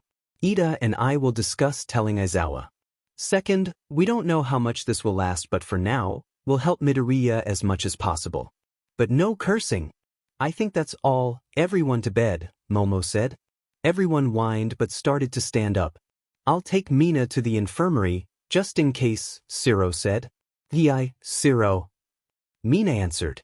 I'll take Bakugo to his room and make sure he's okay, Kirishima told Momo. Fenji Greenchild, Bakugo mumbled while Kirishima held his back while they walked away. Everyone had left, everyone but certain class rep, who looked defeated sitting on the sofa. Ida. How do you do it? They follow your orders so easily. Well, I'm just scarier, I guess. I can be scary too. I almost murdered a man once. Momo sat next to him. I know, Ida. Don't put yourself down. I'm good at controlling them here. You're better at giving orders at school and at battle. We make a good team. I guess so. We're telling Aizawa-sensei, right? About Midoriya's strange behavior. It's probably a coincidence, but it's still very unlike Midoriya to do what he seemed to do. Ida finally looked better and less defeated. Momo sighed. It certainly was a mess. Yeah, we should talk to him. But tomorrow we're tired and that man is always tired. Plus he now has a toddler to take care of. Momo laughed. Oh my god, Aizawa is going to die. That or Midoriya gets lost in a park and never come back. I would run if I was him. Yorozu, that's not very nice to say. Aizawa-sensei always tries his best, more or less. And don't think of the future like that. Uraraka says if you do it will be true. Ida said, chopping his arms like always. I mean, if Aizawa ever dares to leave us in charge of a kid, it won't end well. Remember what happened with Eri? Ida paled for a second. I can't deny that our classmates are quite irresponsible. Yayorozu yawned and stood up. Well, come on Ida, as class reps we need to give example and I need sleep. Do you think they remember we have a test tomorrow? Ida stood up and started walking towards the stairs. He sighed, most likely not. And just maybe some students stayed up a little bit, trying to put all the pieces together. And just maybe one of them stayed up, but because they had all the answers. Shoyuta woke up tired as always. He had a day full of teaching problem children ahead. He just wanted to sleep. Was he asking too much? Apparently yes, because the alarm sounded as loud as ever. He got himself somehow out of bed and grumbled. He went to the kitchen to prepare some coffee out of habit since his mind was still blurry and would answer, carrot, if they asked him what color the sky was. Aizawa was about to grab his mug to pour the coffee in when he felt a hand tapping his leg. And that earned a scared light scream and a jump which made him hit himself with the counter, because even with his blurry thoughts, last time he saw them, his cats didn't have hands. He released his breath and tried to steady himself when he saw Midoriya, toddler Midoriya, looking at him with his face tilted in curiosity and his eyes looking at him with worry. Where the hell had the kid came from? He had been able to go unnoticed by an underground hero. An underground hero who would just have sniffled coffee if he were a little bit more tired, but an underground hero. He was holding a rabbit plushie. Shoyuta wasn't sure it was there yesterday. The kid yawned and rubbed his eyes, understandable since Shoyuta usually woke up early in the morning and he had probably woken up the child. Are you okay, Mr. Zawa? The kid asked. Yes, you just startled me. Startled, of course. Nothing more. Shoyuta Aizawa had not just screamed because of a child scared him. I don't know what you're talking about. And Shoyuta Aizawa had not forgotten about the existence of the toddler, who still was a toddler, much to his despair. He was supposed to take care of either. He knew how to do his job, thank you. Oh, I'm sorry. It's fine, it's my fault anyways. Congratulations on your stealth, by the way. What did you want? I woke up hearing some noises and you weren't with me anymore. So I wanted to see if it was you. And it is so early, so maybe you were not feeling okay. I was going to ask you when you screamed and jumped. The kid answered with his high-pitched voice.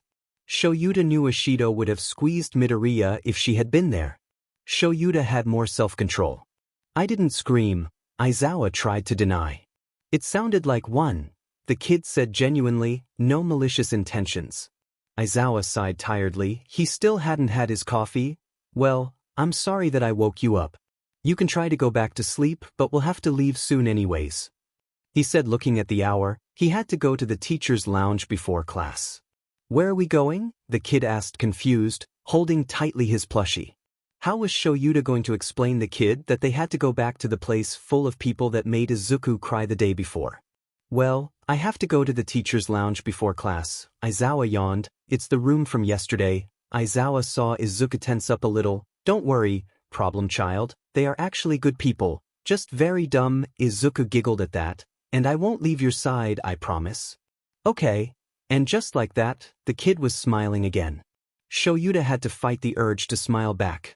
Like, really fight it. Good.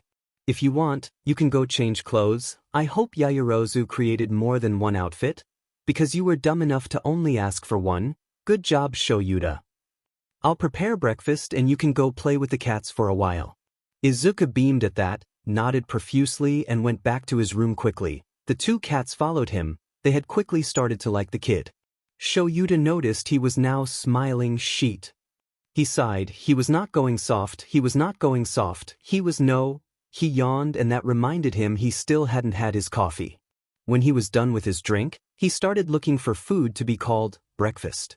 Jelly pouch, more jelly pouch, yet more jelly pouch. He was mumbling while looking. Maybe he should take his students' advices and start eating something else. Take a risk, sensei. Try yogurts. He looked everywhere but a part of jelly pouches. There was hardly anything, let alone something to be a proper child's breakfast. It had been a miracle he had been able to make the kid a sandwich the day before. There was only one possibility left. Change of plans, kiddo. We have to leave early. You'll have breakfast at the teacher's lounge. Izuku pouted. He was sitting down with new clothes, thank God, Yaoyorozu, and playing with Cole and Bee. He was petting Bee and making funny faces at Cole. We'll come later and you can play more with them. Oh. Izuku stood up and went with Shoyuta to the door. Ready? Was all the man asked. Izuku nodded. Okay then, let's go. The walk wasn't long, it was silent. The kid was grabbing one of the ends of Shuta's scarf to don't get too far of the teacher. They were near the teacher's lounge when Aizawa started talking. Kiddo. I know yesterday those idiot people scared you, but they didn't have that intention. They're my friends, I guess? But they are good heroes. I'm sure they feel bad about it.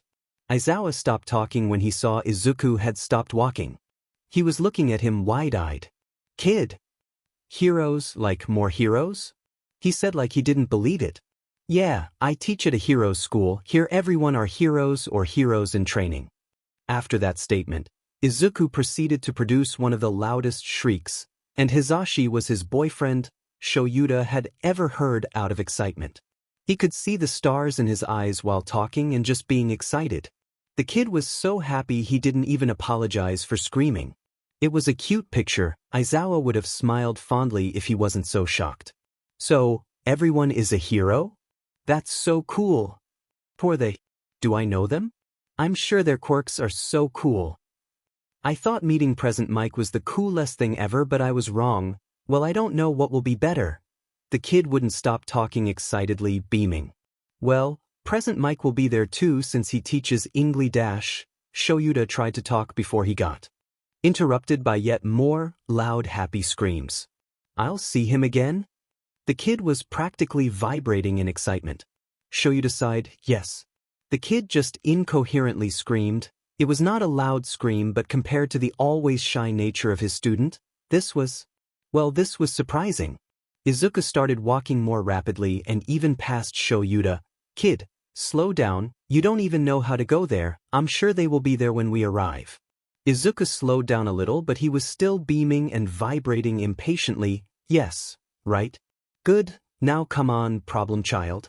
Maybe Cementos can make you some breakfast or something. Izuku gasped. Oh God. Cementos too. All the teachers except of Aizawa and Toshinori were sitting on the teacher's lounge, talking, grading some papers, or just resting before their shifts started. Hey, Nem, do you hear something? Hisashi asked, resting on the couch, reading some essays. Before anyone could answer, the door opened swiftly, revealing a tired and slightly scared Aizawa Shoyuta and the still toddler, Izuku Midoriya, practically beaming and vibrating in excitement behind his teacher's leg. "Morning," was all the man said in almost defeat. "I hope the dimming coffee machine is working because I need caffeine." "Hey Sho," Hizashi said, ignoring his last comment. Everyone also saluted the teacher. "How are you and the lil listener doing?" he asked, waving now at the kid, who waved back grinning and looked in amazement at everyone. "I'll be fine with coffee, but the kid needs breakfast," he said, pinching the bridge of his nose. "And why hasn't he had breakfast at your place?" Nemuri said, raising an eyebrow and crossing her arms, always so brave, daring to tempt a tired Shoyuta Aizawa. "Is it that you discovered you can't feed a kid with jelly pouches?" 13 asked. They were brave, but intelligent enough to not come too close to the man. "Just feed him," Aizawa said, grumbling and pulling himself aside to fully reveal Izuku. "I'll be over there, kid, don't die." Izuku nodded, not really listening to his teacher, being mesmerized with Nemuri. "Midnight," he said softly, but his excitement and smile remained. "Oh, now the brat is quiet," Aizawa thought while choosing a mug. Midnight just squeaked and kneeled down to talk to the kid. It was visible she was restraining himself from hugging him and pinching his chubby cheeks. "Oh, aren't you the cutest little bean? You can call me Aunt Nemuri." "Nemuri, for Fugod's sake," Nemuri heard Aizawa say. "Okay, you don't have to call me anything, green bean." "Look," she approached Izuku and rested a hand on his shoulder. "We're very, very sorry for what happened yesterday. We didn't mean to make you cry. Do you think you can forgive us?" Most of the teachers nodded and agreed. "It's okay, it wasn't your fault," a shy voice started. "I just had a bad dream, and also, Mr. Zawa said you guys are his friends and he's good, so that means you're good." Aizawa chalked on his coffee. "Oh sure," Hizashi said. "Eraser has gone soft on us?" Snipe asked teasingly. Nemuri would have joined the teasing if she had not been dying of cuteness while hugging Izuku. Aizawa waved them off. "Are you going to feed the kid, or did I come here for nothing?" Cementos spoke up. "I'll give him something to eat, but you seriously need to improve your parenting skills, Eraserhead." "First of all," Aizawa started.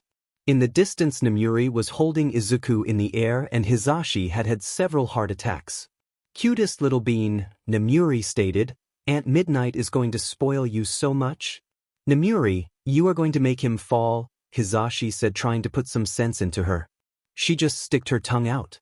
"Zashi, don't be like Sho, he's no fun. We're supposed to be party buddies and annoy Shoyuta together." She put Izuku in her around her waist so he wouldn't fall down and with a dramatic gesture said, "I guess, I'll have to replace you with little Izuku," and just like that, she started to spin with Izuku in the air. Hizashi was going to tell her to stop once again when Izuku started laughing and the room practically lighted up. How was Hizashi going to get him down now? Parenting. Difficult. Luckily, the savior, Siemens, came into scene. "Midnight, if you don't mind putting the child down, I've prepared him breakfast." Nemuri pouted but put Izuku down in the coach for him to eat. Izuku was pouting too. He wanted to keep playing with Midnight. But then he saw who had put the plate full of fruit and a croissant next to him, and his "oh my god, a hero" mode activated. "Cementos," the kid said with stars in his eyes. That startled the hero in question, but he didn't seem to notice. Yes, that's me. Nice to meet you." He pulled his arm forward for the kid to give him a handshake. Izuku giggled but shook his arm. "Can I ask you some questions about your quirks?" he asked shyly but hopeful. Of course. Nemuri was ready to talk with the kid for days, but Cementosi, the only parent with brain cells, stopped her. "Breakfast first." Izuku nodded and started eating the fruit and drinking the juice. Meanwhile, the adults talked to him and asked him questions about Mr. Zawa. If he was good or not, if he was nice, if he had tried to feed him jelly pouches. "Kid, if you're in danger, blink twice." Snipe had joined the conversation. Maybe he could ask some questions to him too. "That is too easy to notice. Kid, if you're in danger of being fed with jelly pouches, touch your ear," Midnight said. Izuku didn't know how, but he had ended up eating sitting on her lap. "Wow, you all are so funny," Mr. Zawa said sarcastically. Izuku giggled and he could see Mr. Zawa was smiling a little bit. "You kill us with that cuteness, little listener." How did you end up with someone as sleep-deprived and grumpy as Sho? Present Mike said. Izuku giggled again. He had learnt Sho was a nickname for Mr. Zawa. Even if all those heroes made fun of him, Izuku could see they were friends. He didn't know a lot about friendship, but he guessed that was it. It felt nice. Well, if Aizawa-kun is now in charge of young Midoriya, it's my fault. An unknown voice spoke, and when Izuku looked at the source of it, he saw a rat? Dog? He wasn't really sure, but even Mr. Zawa, who as Midnight had said, didn't fear God, seemed to respect him. But I'm sure Aizawa has handled it quite well. Right? Mr. Zawa looked at the animal-looking person for a moment, rolled his eyes and muttered a low, yes, Nezu, and immediately went back to his reading. Excellent, Nezu said, clapping his hands. Midoriya-kun, are you all right? Are you having a pleasant time? Recovery girl talked with me about your condition, Nezu asked him. His voice was strangled, but Izuku managed to say, I'm okay. Everyone here is very nice and kind. Izuku decided to ignore present Mike body falling to the floor and how he felt Midnight holding him tighter. Well, I'm glad to hear that. I'm Nezu, principal of UA. If you need anything you can always talk with me. I have work to do, but Aizawa-kun, after class I'd like to speak with you, Mr. Zawa grunted. I'll take that as a yes. See you later. Mr. Nezu, Izuku suddenly said. He hadn't even thought about it. Do your whiskers offer you stability while walking, jumping, or doing any type of movement? Izuku regretted his question at the instant he had said it. It had been impolite, but his mode had switched to Dora the Analyzer. Some teachers gasped. Mr. Zawa looked at him shocked but then smirked. Nezu looked at him. They do, in fact. I see you have quite an analytical mind. Come one day to my office to have a talk. I think you can provide very interesting points of view. Aizawa, the kid is indeed smart. That left Mr. Zawa with a fearful look. Goodbye. Nezu went back to his office and suddenly everyone was cheering or speechless. Midnight held him in the air. Author here. Picture Nemuri with a proud look and holding Izuku like Simba from The Lion King and the rest of the teachers staring at him in amazement. Speaking of not fearing God, little listener. You got ball, kid. You do, Vlad King said, tearing up. Nezu and the kid meeting. I don't want problem child to be like the psycho rat too, Aizawa said, pale. Everyone was so amazed by the kid no one noticed Chio entering the room, mutter, their brain cells decrease every single day, and leave. Aizawa finally finished grading Hagakure's essay. He looked at the clock. In 15 minutes class started, and oh Kami, if it wasn't going to be a rough day with one of his students turned toddler. Furthermore, his class had this thing of getting into each other's businesses like there was no tomorrow. Their motto was, together we're stronger with villains and gossip. Mina and Aoyama made that up. Aizawa sighed, maybe before getting to class there's an earthquake or something. But until that happened, he had to act as he wanted to get to class and teach. But before that, he had to do something really difficult. Save Izuku from the hands of his coworkers, because they were not his friends. Absolutely not. Izuku was wrong, yes, he had no friends, thank you very much dash, who were now arguing over whose turn was to play with the toddler. 13, you've already had your time with Aizu. You have to share. Midnight screamed. 13 just held Izuku tighter against their chest and said, You'll never catch me alive. 13 started running through the room holding Izuku, who just laughed. Nemuri is right, although it's my turn, not hers, Mike said, chasing the space hero. Nemuri laughed sarcastically. Your turn, but Cementos glared at her. But assessment criteria. Izu looked at her, still in the arms of 13, confused but giggled. Ectoplasm decided to join the nonsense and with a clone, grabbed Izuku from 13's arms and scooped him up. I'm afraid, you're all wrong. It is my turn, if not, check the list of the order in which people get to have the kid, and another clone showed everyone a paper. Aizawa was surprised the paper looked elegant. When had he had time to make it? You just made that up. It's not fair. Nemuri complained. Why do you say that? Because the paper is filled with the name ectoplasm, Hizashi said, crossing his arms.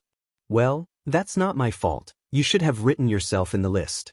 I can see no one has booked Izuku time on Wednesday at 6. Everyone started threatening the teacher and yelling at him. Aizawa sighed again, a tough day indeed. He stood up and faced the dumbass he had as coworkers. Sorry for interrupting, but maybe you want to start preparing for your classes, which start in, oh look, less than 15 minutes, he deadpanned. Now, if you let me, I have to carry my student to class. He stood in front of Ectoplasm, who pouted. How is that even possible? Dash. The truth is that the math teacher was thrilled and excited because Izuku wasn't scared of him. Shoyuta almost felt bad, but he really had to carry Izuku because he wasn't jealous. What was jealous? Shoyuta Aizawa for sure didn't know. He was going to grab Midoriya himself when the kid laughed and extended his arms at Shoyuta, like wanting him to pick him up. Ectoplasm gave up and handed the kid to Shoyuta, who now was fighting a smile. When the kid was scooped up by Shoyuta, he giggled and exclaimed, Mr. Zawa. And God bless Shuta's capture weapon for hiding his smile. The other teachers didn't have his luck. Hizashi was again on his knees, defeated. Mike ever so dramatic dash. Nemuri was tearing up. The others were shocked and dying as well. Come on, kid, we gotta go to class, Aizawa said and left the room with the kid in his arms. Are we going to see the big kids of yesterday? Izuku said with big starry eyes. Yes, although there will be more. There are 19 of them. And what are their quirks? I'm sure there are super cool ones. Izuku was beaming and vibrating again. I once met a big kid that had a quirk of transforming his skin into something like cactuses. It was so cool, but he said it was itchy. He reminds me of one of those kids from yesterday. I think her name was Ajui-san. She looked and sounded like a frog. She even said ribbit. Izuku giggled in between his rambling. Shoyuta had always known his student liked heroes, but not to this extent. Izuku was most of the times quiet. He only rambled about quirks and heroes with close friends, and the times when Shoyuta had been able to hear him weren't as extensive or passionate as this. But his analysis were impressive to say the least. That's why he had tried to hide him from Nezu. It had worked. For some time. I love frogs. They are very beautiful. They also jump a lot. Do you think Ajui-san can jump that high? Her appearance is like a frog, but I didn't see anything on her legs that was different from the rest. Maybe is something of her internal muscles? I don't know frog anatomy anatomy. But even if she doesn't jump, I'm sure her quirk is super awesome. Do you think I could ask her some questions? Present Mike, Midnight, and the others let me, although they played more than answer, but will she? So nice, like the nice girl with a round face. What is her quirk? Aizawa was going to stop Izuku from his rambling to answer his question, although it was most likely he would answer himself first, when a loud excited scream made him stop on his feet. Please not, it's too early. A pink body ran after them as if it wanted to win a marathon, and suddenly Aizawa's problem student N2 appeared in front of them, Mina Ashido. Sheet, Aizawa said under his breath. Hopefully, Izuku wouldn't have heard him and he wouldn't have to give him a talk on why he couldn't say that. Young lady, what did I tell you? An old voice yelled from behind the three heroes. Well, one hero in training, and one hero in training turned into a toddler dash. A voice that sounded as if it was going to hit Ashido with her cane. Shoyuta knew the feeling. Ashido's face paled in an instant and laughed nervously and rubbed the back of her head with her hand. She was going to face a furious nurse. You told me to not do any exercise and don't do anything stupid. Exactly, because you had a concussion, so you're not deaf. Then care to explain the first thing you do is run like a tiger is chasing you. Shoyuta noticed Recovery Girl was trying so hard not to curse every single deity she knew, or curse in general. Well, it's just that I saw little Izuku and I wanted to tell him hi. Mina pouted. Right, sensei? Izuku and I don't have anything to do with this. This is a you problem, he deadpanned. Students, you gotta help them. Ashido glared at him. She was betrayed. Shoyuta just shrugged. Recovery Girl! Izuku exclaimed. Mina quit glaring at his teacher to look with starry eyes at Izuku and smiled. Chio decided to stop being mad at Mina and smiled softly at Izuku. Hello, Izuku, have you had a good night? Are you feeling okay? Izuku nodded and patted Shuta's shoulder. Down please, he wanted to be at Recovery Girl's level. Aizawa gently landed him on the floor. After you left, I asked Present Mike many questions about his quirk. And then I went to bed and Mr. Zawa stayed with me until I fell asleep because I didn't want to be alone. Aizawa started coughing and his face turned red. Ashido and Chijo looked at him with a mix of fondness, amusement, and mischief. Luckily Shoyuta could threaten Mina with expulsion, although he doubts he can expel any of his students at this point, and Chijo wouldn't tease him too much. Izuku didn't notice the faces of the three of them and continued, "And today I went to the teacher's room and they are all heroes. They were really nice and cool. Yes, I saw quite a scene when I went there before. I was actually looking for you, Shoyuta." That broke Aizawa out of his shame. "What for?" "Just to tell you, your student here," Mina smiled at their acknowledgement, "had a concussion because of a faint yesterday and she has spent the night on the infirmary. Make sure she doesn't effort herself a lot, or just do anything stupid, Dimon, that was going to be hard, and be aware of symptoms in case she has not fully recovered." "I'm completely fine," Mina tried to argue. "Yesterday, when you and that poor boy entered the room, you were singing the intro of SpongeBob. And you didn't even know the lyrics," Recovery Girl said, without a hint of being joking. "I'll make sure she's okay." Aizawa glared at Mina like saying, "You better don't do anything stupid." Chijo looked reticent. "All right, I have to go, don't mess up." "Oh, and Izuku," her expression turned to a gentle smile. "Here you go. As you behaved really well yesterday, you've earned a sticker." She pulled out from her pocket a golden star-shaped sticker. "Here, you can use it now or leave it for later." Izuku took the sticker carefully and looked at it with amazement. He then looked up at Aizawa, nervously. "What is it, problem child? Can you keep it for later? I don't want to lose it." I don't think I have any place to safe dash." Mina interrupted him, kneeled down to Izuku's level, and with the always permanent smile on her face, she said, "I can." She opened her school bag looking for something. "Let's see where I have it." "Here." She grabbed a folder, and when she opened it, many plastic sheets with dozens of stickers appeared. "Why do you have so many stickers, kid?" Aizawa asked. "The aesthetic, sir, the aesthetic." She looked for an empty one. "Now you can keep the sticker here. I'll give it to you later." Izuku, who was amazed by the large quantity of stickers, hesitated to give her the sticker. It was not that she didn't trust the girl, but the sticker was a gift, a precious gift. "I'll take care of it and I'll make sure no one gets it," she winked. "Okay." He handed her the sticker and she, sticking her tongue out, cautiously put the sticker inside the plastic sheet. "See? I'm an expert in all this. I once kept the sticker of the Queen of England," she said, only half joking, looking proud. "Whoa!" Izuku looked at her in amazement. Aizawa looked at the scene, smiling fondly. How couldn't he? Those were his kids, students. Those were his students, nothing more. "No, sir." "Well, I have to go. Don't do anything stupid," Recovery Girl said as she walked to the infirmary. "Yes, we have to go to class too," Aizawa sighed. He really didn't want to go through all that. "Don't worry, Sensei. Although last night was a bit weird, I remember we said in our emergency meeting we would behave, more or less. We would try. Some of us would," Mina said as she was putting all her notebooks inside her bag again. "Wow, thanks," he said sarcastically. "No problem." And Aizawa couldn't figure if she was mocking him or she was that oblivious.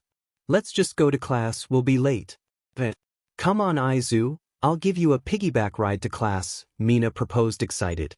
Aizawa pinched the bridge of his nose. "Ashido, I'm almost sure Recovery Girl just said you should take it slow. She literally threatened us. And I don't think carrying Izuku on your back when you've had a concussion is a safe or just good idea."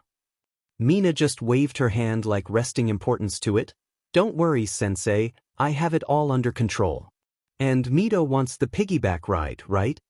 Izuku nodded. "And we'll get quicker to class." "I'm not sure."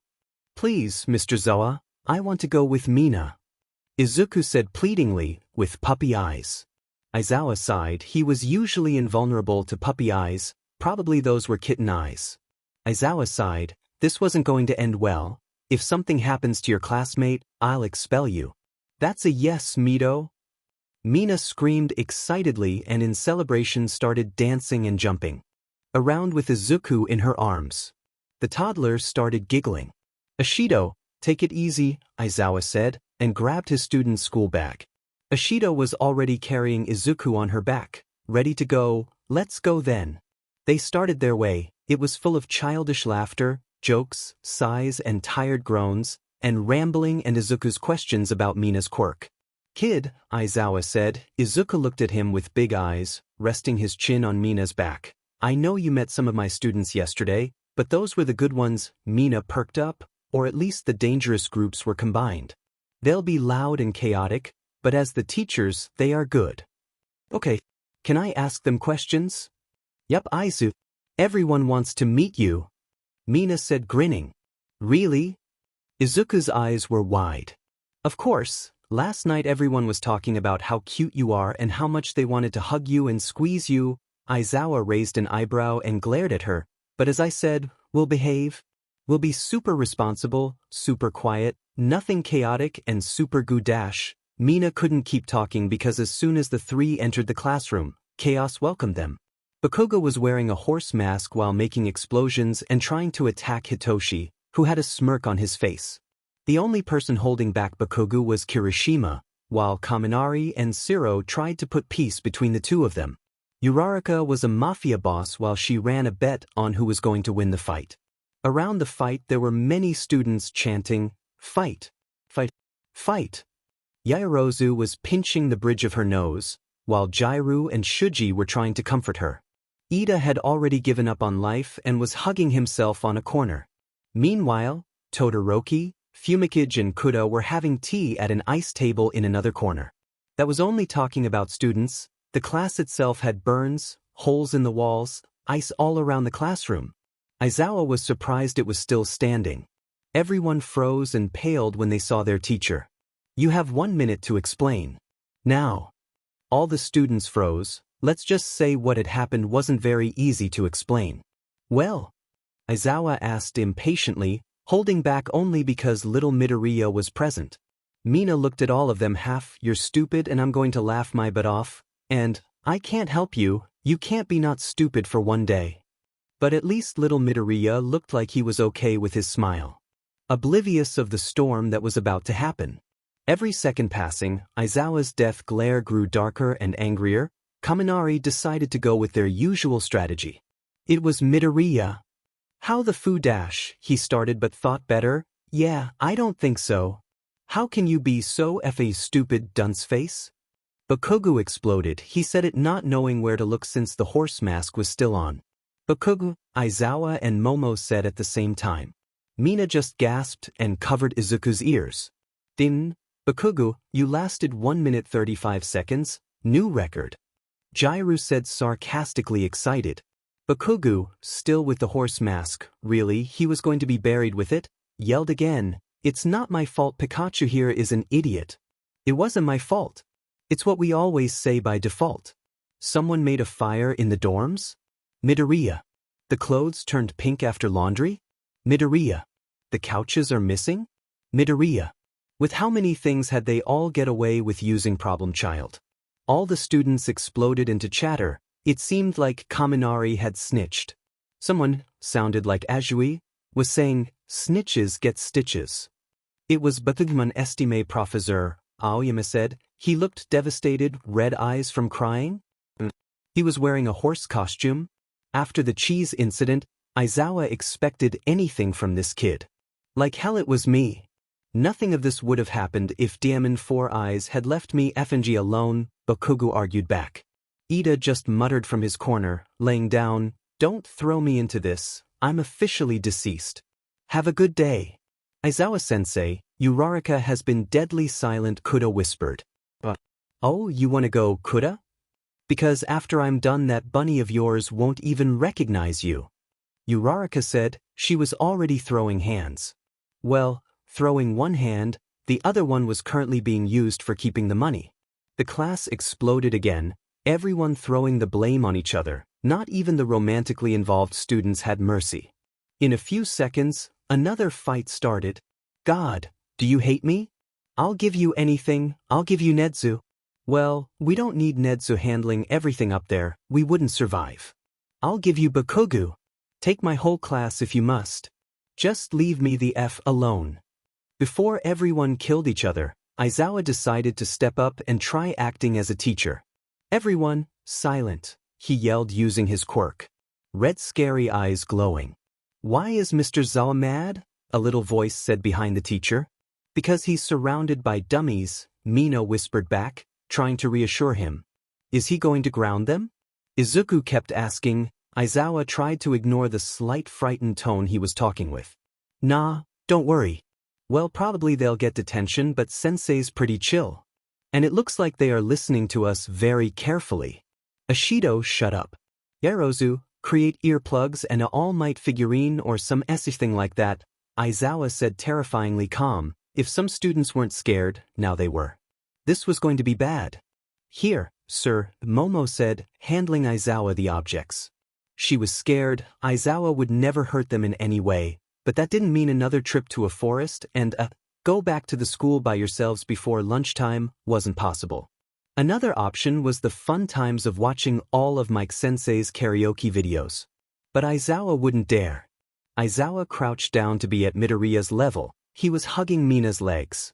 He tried to speak softly. Kid, I'll put these on your ears so you aren't bothered by the noise. Go to the corner and play with Mina, said student whispered. Yes.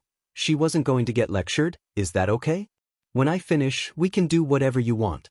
Izuku's eyes went big and excitedly whispered, can we even play heroes? I want to be All Might.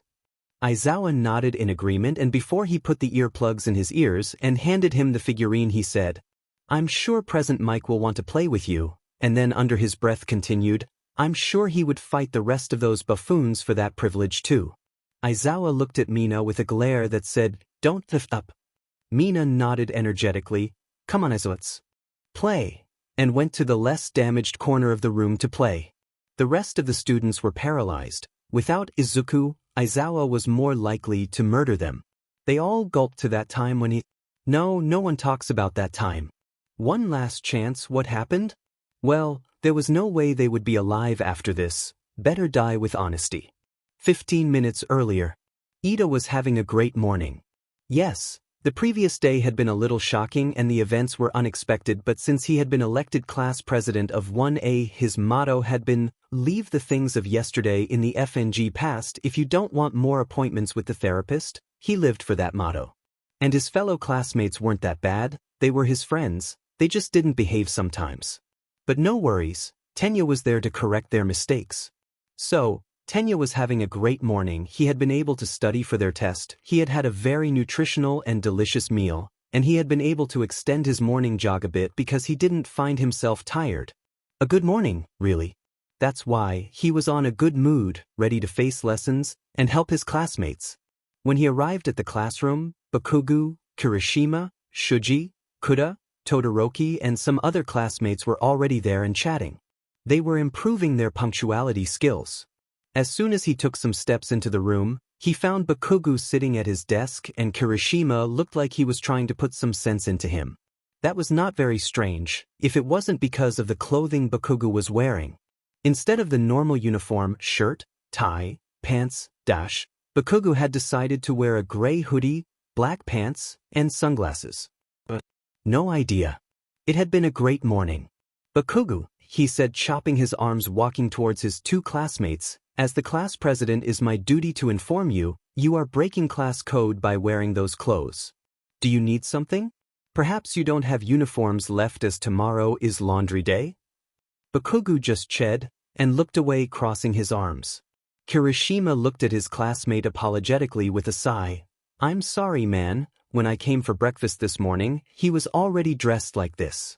I tried, but he has it stuck on his stubborn mind he's wearing this today. He said the last words, glaring at Bakugo. Bakugo, I ask you once again to please change clothes. You still have time if you're quick, to put on your uniform before Aizawa-sensei arrives. Ida tried to be reasonable. He'll be tired enough of taking care of Midoriya. Toddler Midoriya? We have to come up with a name to differentiate Teen Midoriya and Baby Midoriya. He noticed he had started rambling like said classmate. For the last time, Harry eating Mac President Potter, I would rather die, he said, giving importance to tie than changing clothes. Kirishima and Ida sighed. This wasn't getting there nowhere. Then, as if she were an angel, Yaoyorozu stepped into the classroom. Ida didn't want to admit it, but people behaved because of her. She could help him.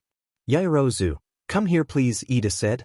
The vice president walked to them curiously. Could you tell Bakugu why he should change clothes? He's breaking dress code. Bakugu just looked defiantly at Yaoyorozu, who held his gaze. It was like a contest. Yaoyorozu finally spoke up, crossing her arms. You are not changing clothes, are you? No, Bakugu said bluntly. Yaoyorozu sighed, do whatever you want, and started going to her desk. But Ida started. Yaoyorozu raised a hand to stop him. Look, I've been studying until 3 in the morning for the test. Ida noticed turned to look at them with looks on their faces saying, wait, we have a test. I'm too tired, so I'm going to make me some tea, she said, showing a kettle she had on her backpack. You could say that's when the chaos started. Kaminari came to them running and shouting, look, I've printed the photos we made yesterday of Sensei and Izuku sleeping on the bus. Who do you think will be more embarrassed? As he went too fast and too excited, he crashed Momo and little electric sparks left his body. Momo, shocked, threw her kettle on accident and fate wanted it to land on Todoroki's desk. Oh shit, Kirishima whispered. Todoroki's reaction was to use both ice and fire to destroy the kettle. And of course, he didn't use his quirks slightly. There were now fires around the room and columns of ice in some corners. When the kettle was nowhere to be seen, Todoroki's gaze came back to being emotionless. I apologize. It had really been a great morning until 10 minutes before. Bakugu burst up laughing. Well, that's it. Bakugu, take that hoodie and those sunglasses off. Ida said loudly, grabbing Bakugu's hoodie to take it off. Four Eyes. Stop it thief now. Bakugu said, muffled because of the hoodie being on his face. Ida succeeded and the hoodie and sunglasses ended up on the floor. More specifically on the part of the floor that was on fire. Bakugu felt into his knees when he saw his disguise was burning in flames. Maybe it's me, but I think we should try to fix this, Jiru said, standing next to Momo. I mean the fire. Bakugu needs a therapist, not us. Momo started creating a fire extinguisher. I'm on it. Everyone get behind me. They all followed her orders while she started extinguishing the flames. Bakugu quickly went to see the state of his clothes. These were, let's say, no longer usable. Bakugu started to look at the emptiness. That certainly was unspectacle, Aoyama whispered, loud enough for everyone to hear him and break the silence. Kaminari spoke up, yeah, what the holy mimosas is that, dude? Even Bakugu turned around to look at the two blondes. Oh, this is Mon project for fashion class. Aoyama, it is support class. Costumes, devices, even some strategies. Not fashion class, Uraraka argued. Fashion class, Aoyama repeated. Uraraka just sighed. But why is your project a full horse costume? Shiro asked quietly, fearing the weird answer Aoyama for sure was going to give. No one noticed how Bakugu's ear perked up because of that question. He quietly stood up and while Aoyama didn't shut up about the DM costume, he approached him. Would he look ridiculous? Was it better than being recognized by Deku? 1,000 times yes. With a swift move, he removed the costume from Glitter Gay and run to a corner to put it on. Bakugu! I'm sorry, French fry, it's not personal. Bakugu mon ami, most of the times I would love to have a model to show my designs, but that costume is made for me. Tu vas le détruire. Aoyama said, trying to stay calm, but rage going out of his eyes when he walked towards the costume thief. Like hell, this is my last chance. Bakugu screamed back. At that Aoyama jumped onto Bakugu and they started fighting, using nail and teeth to grab the costume. Kirishima gulped and whispered, they are like animals. To be fair, they were.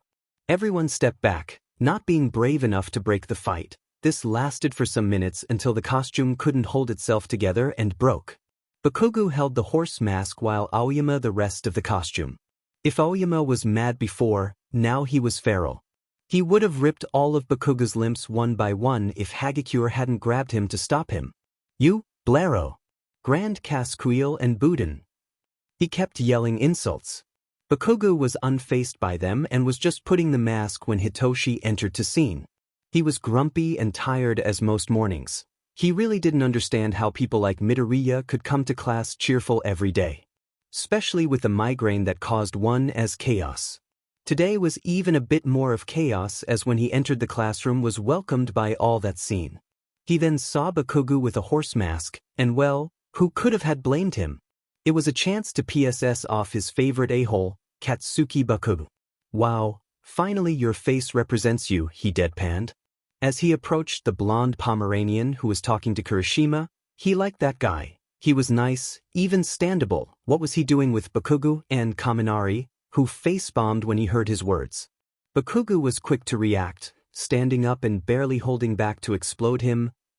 You said eye bags? You're right, I forgot to say that face also represents how many brain cells you have in that head of yours. Did you know that horses are one of the least intelligent animals? He heard little sparks. Denki looked at him as he was an idiot, telling him to shut up for his own safety. Hitoshi just smirked. Denki mouthed, "You're all by yourself." "I love you too," Hitoshi mouthed back. "Well, I think that at least the mask covers your flaming crap of garbage personality." Denki stifled a laugh. Bakugo finally exploded. "Look, you sleep-deprived aubergine. If you want this to be your deathbed, who am I to deny you that right?" And just like that, Bakugo jumped into the second fight of the morning. Although the mask didn't offer a lot of vision, he handled himself well. This time, Uraraka didn't lose her chance and started screaming. "The bets have started. Choose your fighter, Shinso or Baki. $5. Only $5.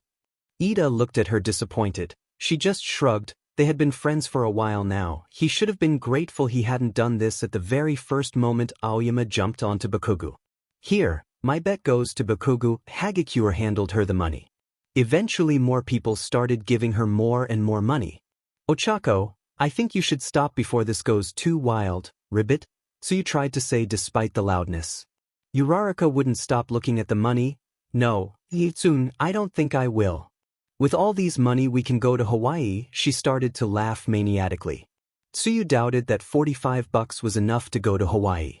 "Aoyama, get down the table and stop throwing glitter," Ida demanded. Aoyama, who was wearing what was left of his costume and throwing really high amounts of glitter, kept screaming, "I'm manifesting for Mon rights." "You know what? You're right. I'm out," and he went to hug himself in a corner.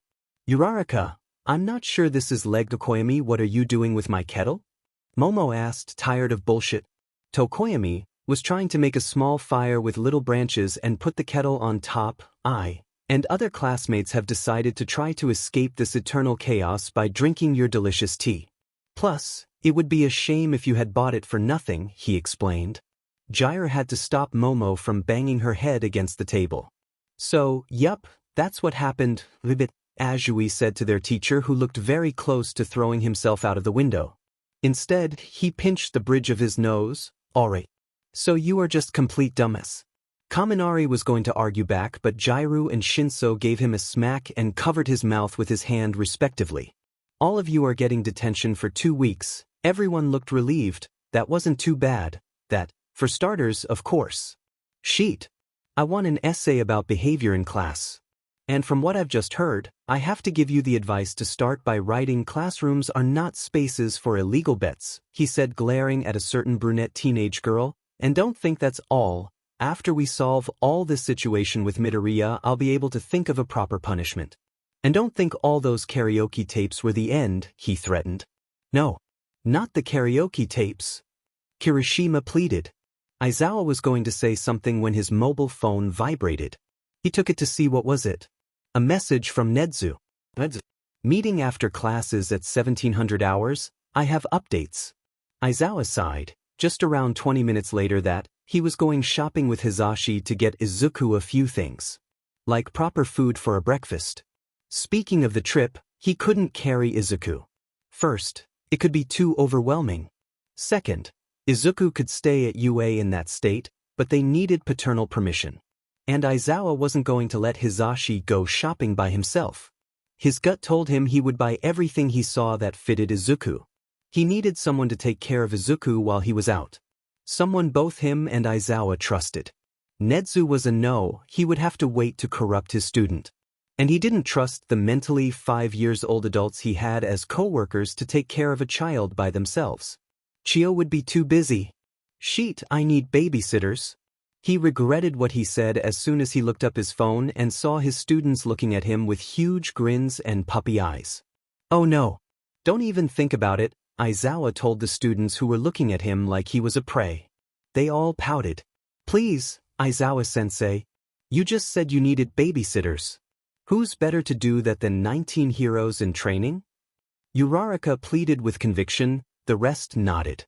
Perhaps 19 heroes in training who haven't almost destroyed their class would be a better idea, he deadpanned. All of his students looked at him with offended faces. That's not the point, Siro started speaking, raising his index finger. We care about Midoriya more than about four walls. We defeat villains every Tuesday, we can handle a child. His classmates nodded excitedly in agreement. Aizawa sighed. It was a terrible idea, but then again, they were his last resource. He would have called Togata or Hado. Aizawa doubted Amajiki could handle Izuku, toddler or not dash, but they would be spending the day after classes with Eri, and she had been too excited for Aizawa to cancel it now. The teacher looked at the house spawn, problem children he had as students. All of them, except Bakuk, had stars in their eyes looking directly into Aizawa's soul. And here I thought, not having Izuku as a student would calm things up. Aizawa sighed. If anything, he glared at the 19 students to make sure they got that part. Happens to Midoriya? I'll ask Nezu to design next heroics class training exercise. Seeing how all of their faces pale, made Aizawa question himself why he hadn't used that threat before. The dreadful time came. He had to leave his idiotic students in charge of a toddler. Vice versa worked fine too, if he was honest dash. After the incident in the classroom, the rest of the lessons went well. Every student freaked out with Izuku's chubby cheeks, but as they were older, they had more self-restraining skills. Izuku behaved really well too. Too well. It had been almost like there wasn't a toddler inside the classroom. He had entertained himself drawing with some crayons and papers. What was he drawing? No one knew. He had glimpsed something that looked like a banana, but he wasn't sure. The problem Aizawa had is that Izuku had remained deadly silent, and he would have been lying if he wasn't worried that he had scared the kid with his scolding towards his classmates. One day and he had already effed up? Great. He was holding Izuku's little hand, a bit terrified of what he would see when he came back from going shopping with Hisashi. And no, Hisashi, he wasn't overreacting. That last year, he had seen too many things he wanted to forget. Who would have thought teenagers were so dangerous? Alright, tell me again the rules to make sure your brains still work. The teacher asked to the students that had offered to babysit and Aizawa had approved. Mina, Kirishima, Siro, Ida, Uraraka, Azui, Momo and Todoroki. However, he had the slight feeling Kaminari was peeking over the corner, hiding to enter the room and babysit as well as soon as Aizawa left the room. Rule number 1. Ida started talking from the couch where the 8 students were sitting. If there is any issue, we will call you immediately. Rule number 2. Azui continued, do not feed Izuku-chan unless he's very hungry. If that case presents, we will call for you to approve the food ribbit. And number 3, Mina said raising 3 fingers, don't go out of the common room. She cheered as they had succeeded the very difficult task of remembering 3 rules. Aizawa narrowed his eyes, examining his students. They looked pretty responsible. He sighed and gave in, but before that, he leaned down to speak with Izuku. I've already told you this, but I won't be here for a couple hours, and you'll be staying with them. If you need anything, tell them. You can ask them to call me if something goes wrong too. Be good with them, all right, kiddo? Izuku remained silent but nodded with conviction. Aizawa chuckled and ruffled his hair before standing up. Good. I'm leaving, I don't want any trouble, he told the students sitting on the couch, glare included as he was exiting through the door. See you later, Aizawa-sensei, Uraraka said gleefully. We'll do our best to ensure our classmates' well-being. Ida exclaimed. Of course, man. Midobro is on good hands. So, what do you want to do, Aizu? Mina said cheerfully but with an evil grin. Aizawa knocked on Nezu's office door. A low but excited, come in, was his cue to enter the room. Aizawa, what a lovely surprise. Please take a seat, the principal grinned, sitting on his chair behind the desk. You told me to meet here after classes, Aizawa snorted as he sat down on another chair. We both know you attend half the meetings you're supposed to, the rat argued back. Aizawa crossed his arms. You said you had an update about Problem Child's case. Nezu looked at him with that look. Nezu's eyes hid evil plans and Machiavellian ideas. Yes, in fact I do. Aizawa gestured him to continue. I went through Japan's quirk database searching for a person with the abilities to de-age someone, specifically with the characteristics that Midoriya show. And? Aizawa asked impatiently. He had started to tap the floor with his foot. There's no known villain with said type of quirk. Aizawa groaned. There, Aizawa said. I didn't ask you to come here because of this. Although, he's not a villain, at least that we know there's in fact one person with this type of quirk. Nezu took a paper file and handed it to Aizawa. It was a picture of a man and some data about him. He looked rather plain given the fact of how everyone today looked. He was tall and lanky, he had pale skin and black hair. The most outstanding feature were his eyes. One was bright yellow and the other deep blue. The file didn't contain many interesting information. Tetsubaru Akitane. Age 30. Height, 5.9 feet. Quirk, age regression. If he touches someone with both hands, he can make their bodies go through time to have the age he desires as long as it's less than the original one. Aizawa hummed when he finished reading the file. Akitane looked like the person they had been looking for. Have they interrogated him yet? Nezu sipped from his cup of tea. Here comes the conflict. Akitane has been missing for 2 months now, and he sipped again.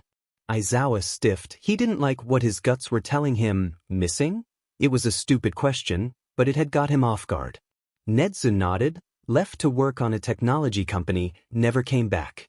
After the Midoriya thing, some detectives think he left to turn into villainy. Nezu stopped there, like he wanted to add more. Aizawa knew his boss, even if he didn't want to well enough to understand that look. But you don't think so? I agree. The file shows he was a model citizen, not even a traffic ticket, he said, examining more carefully the paper, as if there was a clue somewhere hidden. But as much as he looked, he could only see the same boring data and the plain-looking man of the picture. But then again, he's the only one capable of doing that to Midoriya, he said, looking at a copy of the paper as it was a puzzle he had to. So, copying quirk then? Aizawa proposed, not looking up from the paper. Unlikely. Why would he be still missing then?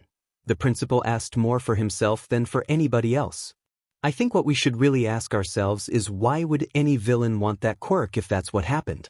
Yes, it helps during battle, but there are other efficient quirks to neutralize your opponent. The tired teacher passed a hand through his hair. And why Midoriya was the only one attacked by it? Was it a coincidence? Aizawa knew Nezu hadn't asked that question for him to answer, but to acknowledge it existed. Well, Aizawa said standing up, those are far too many questions. Thanks for the update, tell me if you find anything else. I have to go shopping with Hisashi, he used Yamada's given name. To buy groceries and clothes for Midoriya, I presume? Aizawa noticed how much Nezu was enjoying this situation. Yes, I can't always rely on Yaoyorozu, he thought about his student.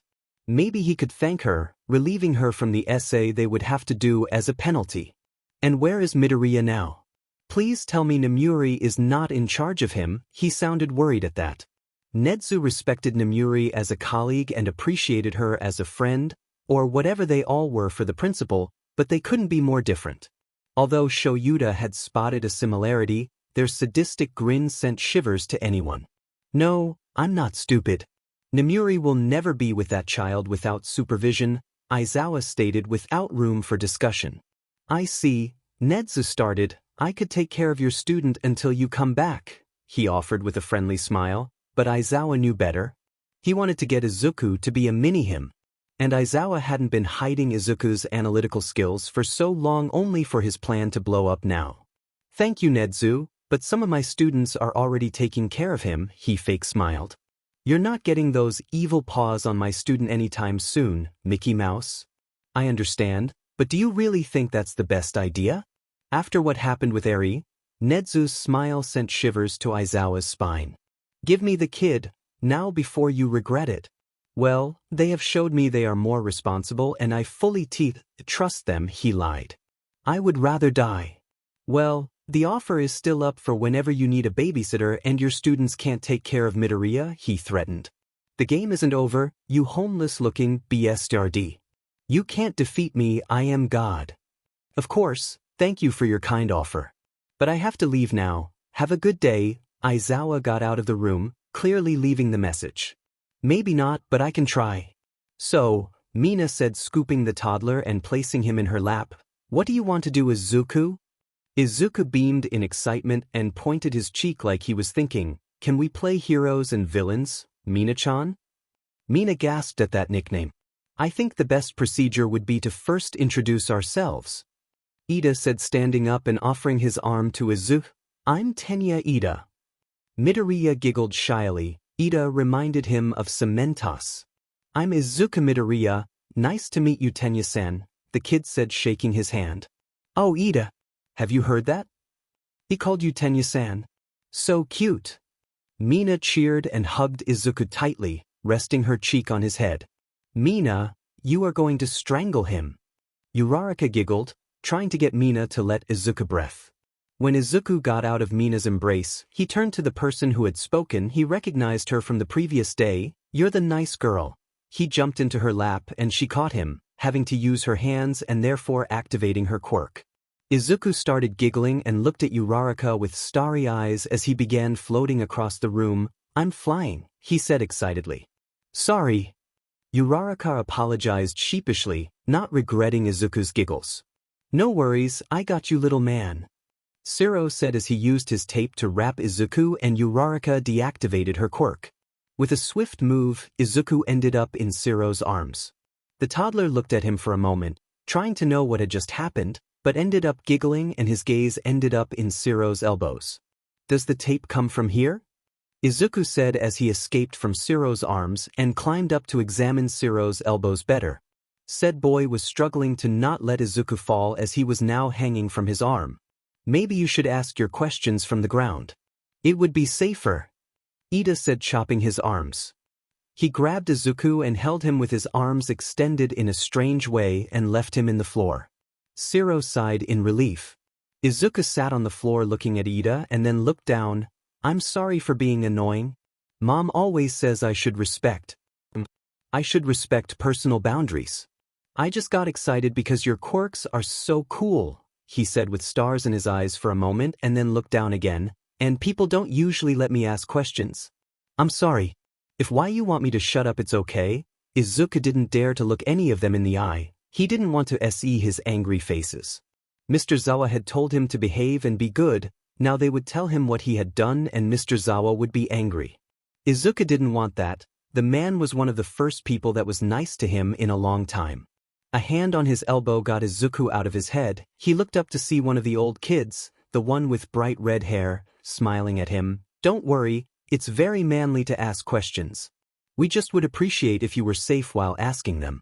Aizawa kind of scare us. And we like this thing called living, a boy with white and red hair said bluntly. Izuku noticed he didn't speak much. PFFFFF, Todoroki. Aizawa is not that bad. He's just very threatening, the nice girl said. Oh, and I'm Ochako Uraraka. But you can call me Ochako or whatever you want. And I can make things float. Uraraka smiled. I'm with Roki in this one. Aizawa almost murdered us after the Eri incident. Thank God Mike-sensei was there, Mina said, laying in the couch, fidgeting with the hair of the girl that had created toys for Izuku earlier in the day. Izuku thought he had heard Mr. Zawa call her Yayarozu, but some people called her Yamamo. Mr. Zawa is very nice. And he makes great sandwiches. Izuku said, beaming while talking about the man, and he has such a cool quirk. It is one of the coolest ones I've ever heard. He told me that when he looks at someone, they can't use their quirks. I'm sure he's a great hero. I have to write about him on my analysis notebook. Izuku kept mumbling and moving his arms as he did. Thadins, who were babysitting him, smiled. Well, we can know for sure that he was born with his chatting manners, Momo giggled. Hold on right there, Siro said, and Izuku shut up. Yeah, Aizawa-sensei's quirk might be cool and all that. But my quirk is the best. I'm basically Spider-Man, but without the spider thing, Siro said proudly. Excuse me, but are you forgetting the fact that if I played rock, scissor, paper, I would be the invincible rock? The red-haired boy stated. Izuku went wide-eyed when his arm morphed into something like rock. Bro, no offense, but I can just dodge your attacks and defeat you. And yet, you couldn't dodge my ice during the sports festival, Todoroki deadpanned. His face showed no emotion. And Shiro is now dead. Really, Roki, you didn't know murdering was illegal? Mina was laughing. Izuku wanted to say that the teenager, Shiro, right? Looked alive. Yes, but alive. Goddess, Momo here, would kick our butts if we fought. Uraraka jumped into the argument. Momo was now blushing. Midoriya-kun, which of our quirks is the best? I just want to say frogs are cute and I'm practically one ribbit. The girl approached him, taking advantage of the chaos that was already forming. Tsuchan, don't cheat. Uraraka exclaimed. Izuku started speaking and poking his cheek with his finger. All your quirks are great, so I can't decide. And I haven't seen them on action. I mean, I haven't seen you use them fighting. But they are awesome. I'm sure you're great heroes, he said with confidence and a bright smile that could blind anyone. See our quirks in action, huh? Kirishima muttered. Well, there's a way we can compete for Izuku's admiration by using our quirks, ribbit. Oh, I see where you're going, Froppy. I'm in. Shiro shared an understanding look with Tsuyu and smirked. Whatever you two are thinking, don't. Ida stood between the two. We can't use our quirks at our best capacity inside the building. But we can outside, Todoroki said quietly. Mina beamed at him with a mischievous look. Before Mina said anything, Momo tried to spread common sense. Rule number 3, guys. And Mina, you still have a concussion. Those things are lies invented by the government to brainwash us. And it'll be just for some minutes. Aizawa will never know. But won't the cameras tell Aizawa we are going outside? Chaco asked. No. The bots only tell him we're outside if it's past curfew. And Nezu won't tell him because he has as much fun as us. Shiro was an expert in the art of sneaking out. He always brought McDonald's, pizza, makeup. What? Okay then. Outside. Outside. Outside. Outside. They all chanted. Izuku wasn't very sure of what was going on, but was excited to chant too. Momo and Ida sighed. There's no way we're going outside. Ida said sternly. Anyway, they went outside. Sue, where do you want to go first? Hisashi asked Shoyuta when he parked the car.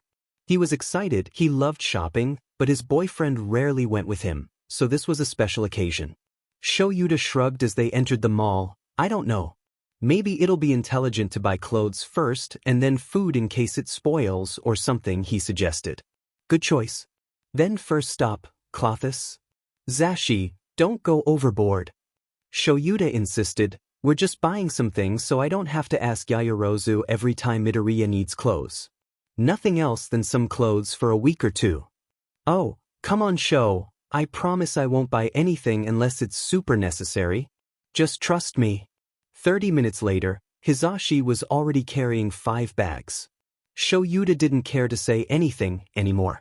So, how's been the little listener? I heard your class already messed up early in the morning, the blonde said as he looked for some hero merch shirts that could fit Izuku. They are so dumb, Zashi, Aizawa groaned as he pressed his forehead on the other's shoulder. Bakugo was wearing a horse mask and he refused to wear it off. Aoyama was still crying and watching Mean Girls when I left.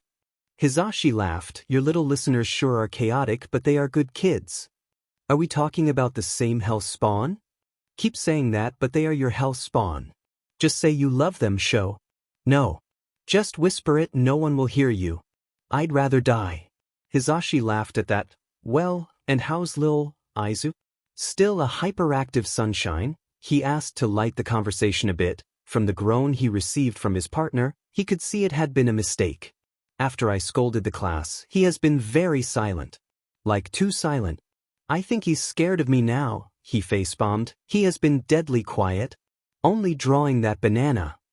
Hisashi looked at him with a loving smile. Shoyuta would never accept it, but he cared a lot for how the toddler saw him. Look, he's a kid, it's not your fault. Hold this for me a moment. He interrupted himself to give some of the bags to Aizawa while he looked over some present Mike kids' swimsuits. Shoyuta sighed. It wasn't even summer. And you know Midoriya, he can go from a rambling mess to complete silence in less than a second. I'm sure he's fine. If you say so. But I'm not sure. I just don't want to mess up so badly that he is scared of me. We don't know how long it will take for him to come back to normal. The case is a mess too, the man sighed. I just don't know why is it me the one who has to take care of him. I will lift up, I'm sure. This morning I forgot he existed. I threw myself into defense mode when he tapped my leg, he whined. Wow, this kid is going to end the I'm super stoic and serious reputation of Shoyuta, Hisashi thought. Was it before or after your coffee? Hisashi asked. I was preparing it. There you have it. You were just tired. I'm sure tomorrow will be better. You will even have more than jelly pouches to feed him, he slightly teased. Look, Aizawa chuckled as he gave him some bags. Does that matter if Cementos saved the day? You should be grateful. Thanks to me you got to have more time with the kid, he continued the teasing. Wow, Hisashi laughed. Just for you to know, we'd be great babysitters. Better than your hell spawn. He made quotation signs with his hands. Oh, don't remind me. I think they'll be okay. I left the more or less responsible ones. The responsible students were currently standing in ground beta, wearing costumes of heroes and villains, kindly made by Momo, and ready for a competition. Alright, you know the rules. 2 teams, heroes and villains. Mina started. The game consists on finding the 21 evil devices Izuku has hidden around this zone. There are 2 bags where we'll keep them. It's simple, the team who has more devices in his bag after 15 minutes win. The other team can steal the devices from the bags, but that means the bags can also be guarded and kept safe, she explained. We can use our quirks, but being careful with the damage. As we have to keep Izuku safe but he still wants to see us, he'll be sitting there, he pointed a spot of the gym, and we'll have to fight in his area of vision. Anything to say? I just want to say I don't condone anything of this, Ida said.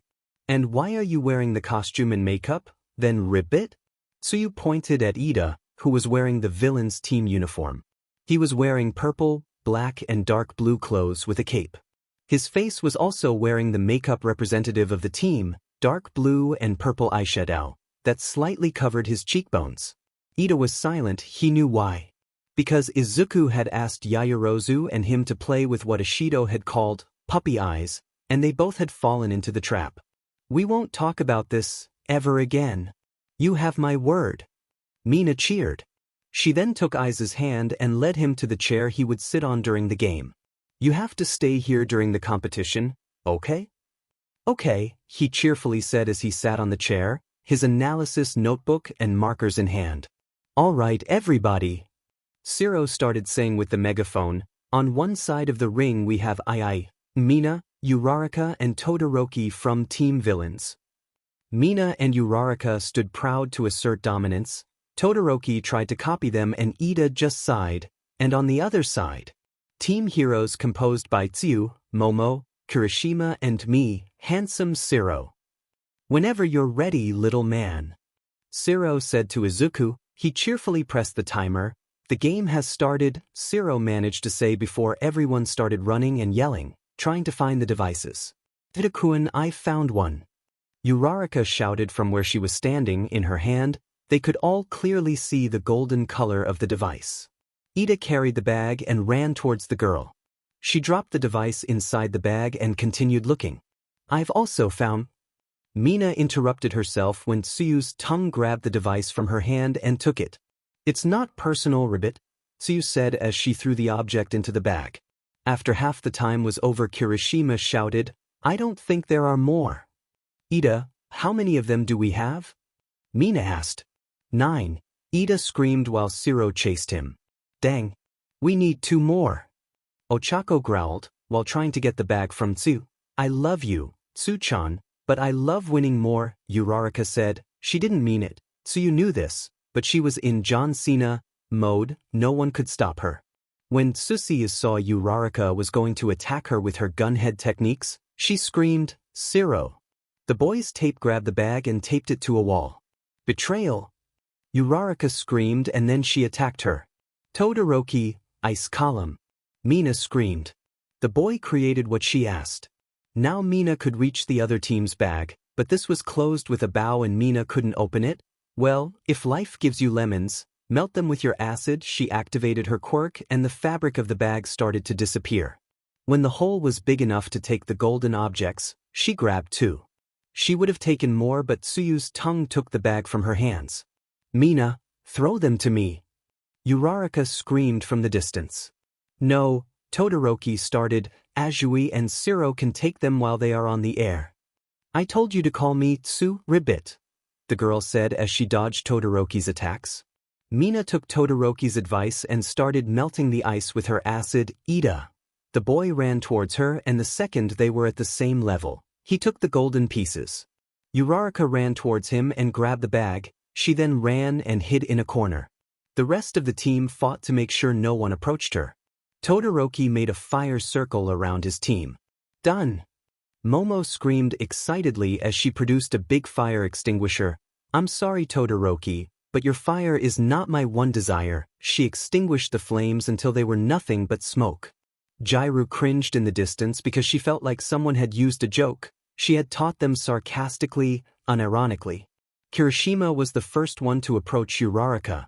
"It isn't very manly to hide from a fight, you know," he smirked. But then when he looked at her, Uraraka was the one smirking. Kirishima also noticed she was empty-handed. "Maybe you want to look up," Uraraka said, pointing to a spot in the air.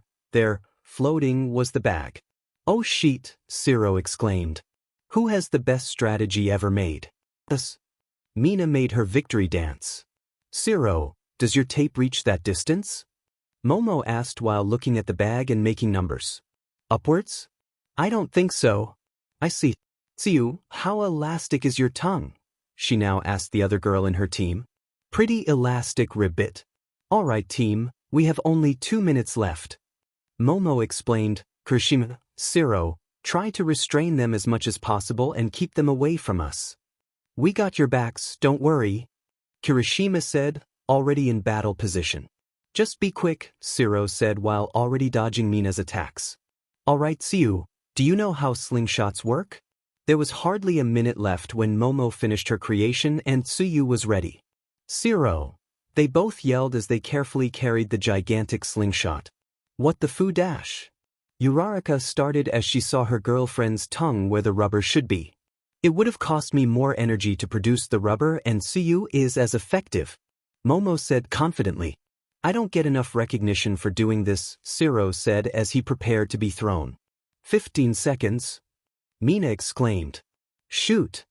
Momo commanded, fearing not having enough time. Shiro was thrown into the air, where he caught the bag. That was the moment in which Momo realized she hadn't planned how to catch him. "Tsuyu?" The girl was having trouble detangling her tongue, but she caught him just before he hit the floor. "Give me the objects," Kirishima said, holding their bag open. Shiro threw the 2 golden pieces to his partner, who caught the first one, but just as he was going to catch the second one, Mina pushed him and the object fell to the ground. The hornet, meaning the game was over, sounded over their voices. Izuku started applauding. "Who has won?" Uraraka growled, impatient to know. "Both teams have 10 objects and 1 is on the ground, meaning there's a tie." Ida explained calmly, trying not to anger. Uraraka. "Bullshit, there must be some rule for this." Momo glared at her for her swearing. Thankfully, Izuku was still too far from them to hear anything. "I mean, we invented the game. We didn't think of this scenario," Shiro reasoned. "Well, since we had the pieces for the longest time, I think the villain team should win." Mina claimed assertively. Uraraka agreed and nodded. "Yeah, and what else?" Kirishima asked. 5 seconds more and my team would have 11 golden pieces." "Yeah, by cheating," Uraraka argued. "How have we cheated?" "It's Mina who pushed me." "Stop being a whiny little by dash. Come on, show, your kids are not that violent." "I'm sure they'd prefer using words rather than violence," Hizashi claimed as they looked for juices for the kid. "Unless my kids are exclusively Kuda and sometimes," he emphasized, "sometimes, Midoriya, we live in different universes." "I once thought Ida did that." "That thought lasted like a month." "Yeah, Baby Tensei was surprisingly savage." Hizashi had chills only remembering his 2-hour-long lectures about following the rules, after he didn't look when crossing the road, or when he used orange juice instead of lemon one for a smoothie. "Uh-huh," Shoyuta said mindlessly as he looked one of the images hanging off the ceiling. I think I remember problem child liking katsudon. Maybe we could make some tonight. It will be better than a sandwich. Oh, Shoyuda. Already being a dad. Hisashi chirped. I swear to God, if you don't shut up, Shoyuda said as he aggressively handed him the almond milk. Hisashi laughed as he placed the milk in the shopping cart. Anyways, don't be worried. I'm sure the kids have it all under control. Currently, Momo and Tsu were the only ones stopping Uraraka from punching Kirishima. Ah, Mina, Ida poked the girl's shoulder. Where's Midoriya? Mina looked at him like he was dumb. Are you blind? Izuku's right the dash, she interrupted herself when she saw the chair in which Izuku should have been sitting, lacked an Izukuda. Where's Izuku? Please. Hisashi pouted and put his best puppy eyes. Shoyuda was having a hard time being the adult. Hisashi, you've already bought this kid enough clothes to not use a washing machine for months. You've bought that for a kid who, for what we know, might be back on his normal form when we come back. He doesn't need a limited present mic notebook. Shoyuda tried to reason, of course. With his partner, it was impossible. But, and what about the cute look he'll have on his face when we show him his presents? He held the notebook and shook it as if it was present mic from the cover, the one speaking. Yeah, Shoyuda, what about his sunshine smile and those starry eyes? He'll be so happy. Cute face. Cute face. Cute face. And now he had starting chanting. Last thing we buy, Shoyuda said, pinching the bridge of his nose, and we go back because I'm tired. Hisashi squeaked happily, yes, of course. Anything for my perfect grumpy boyfriend. He kissed his cheek and took his chance with the distraction. But what's a notebook without markers and pens? There are some hawks themed. Aizawa groaned. You'll be asking yourselves, what are you doing here? Mina said to all her classmates who were standing in the common room with different degrees of annoyance.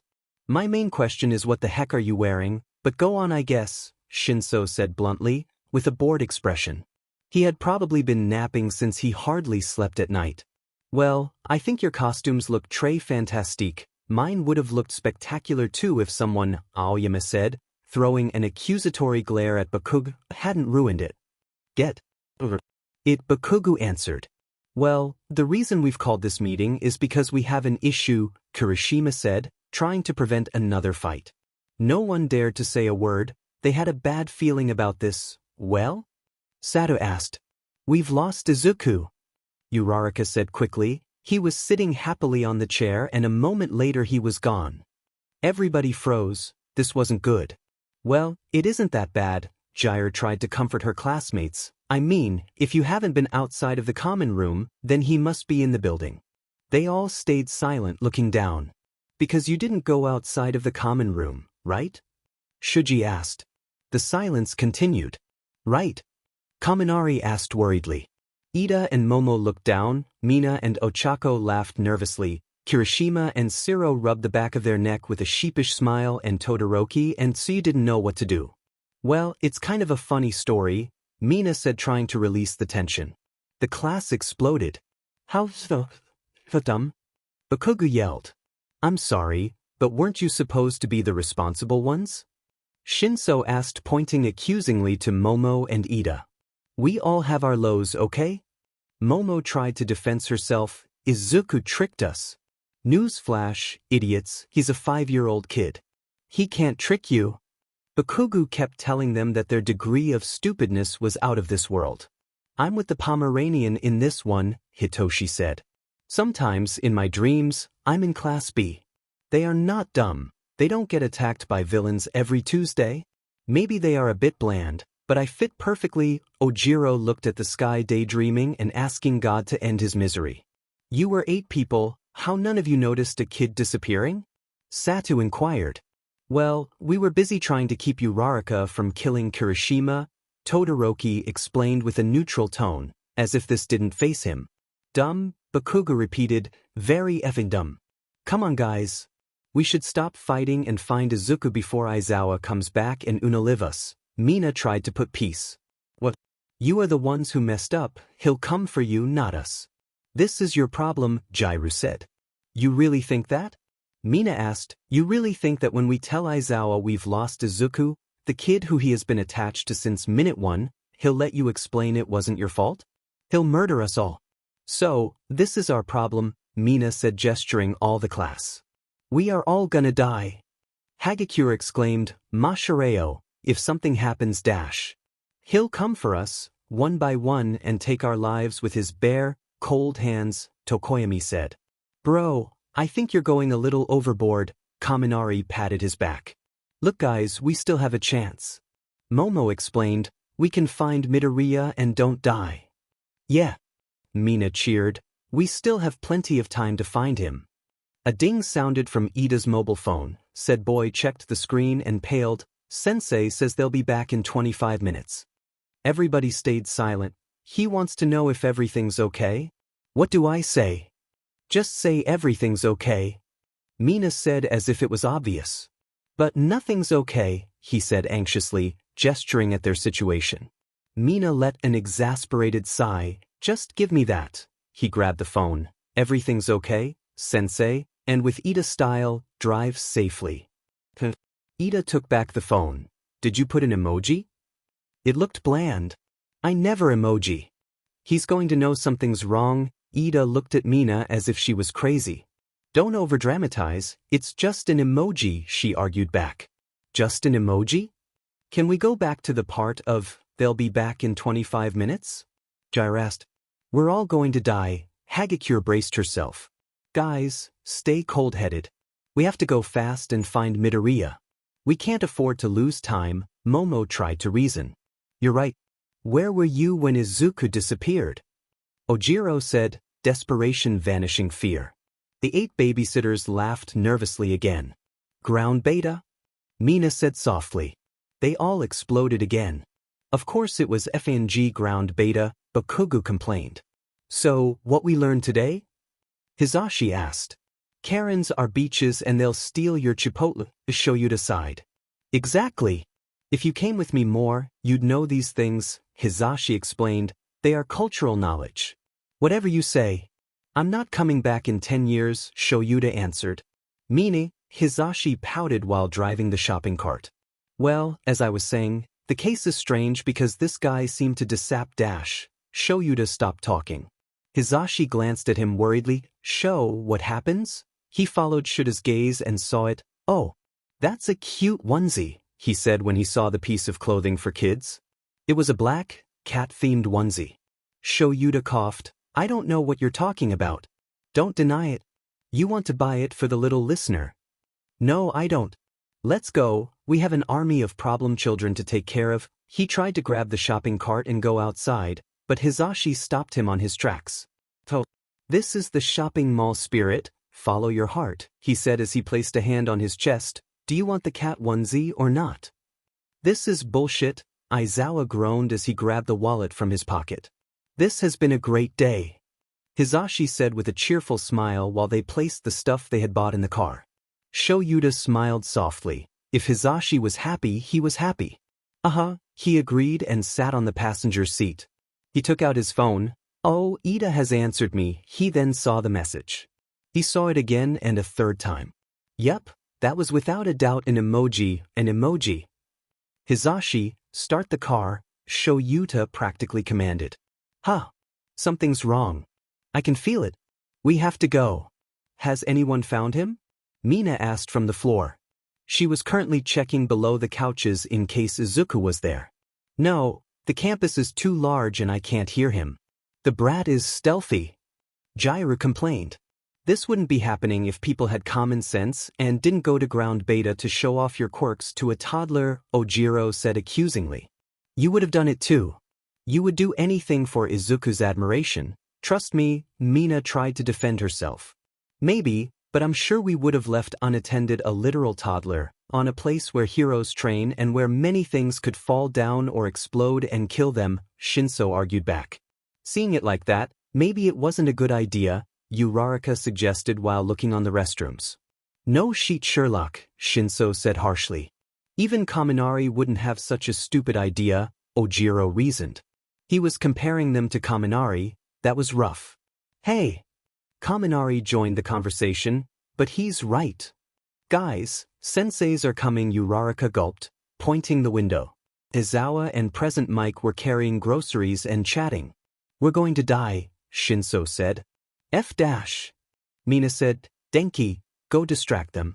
Do whatever you need, tell them you have a gay crisis, but don't let them come here.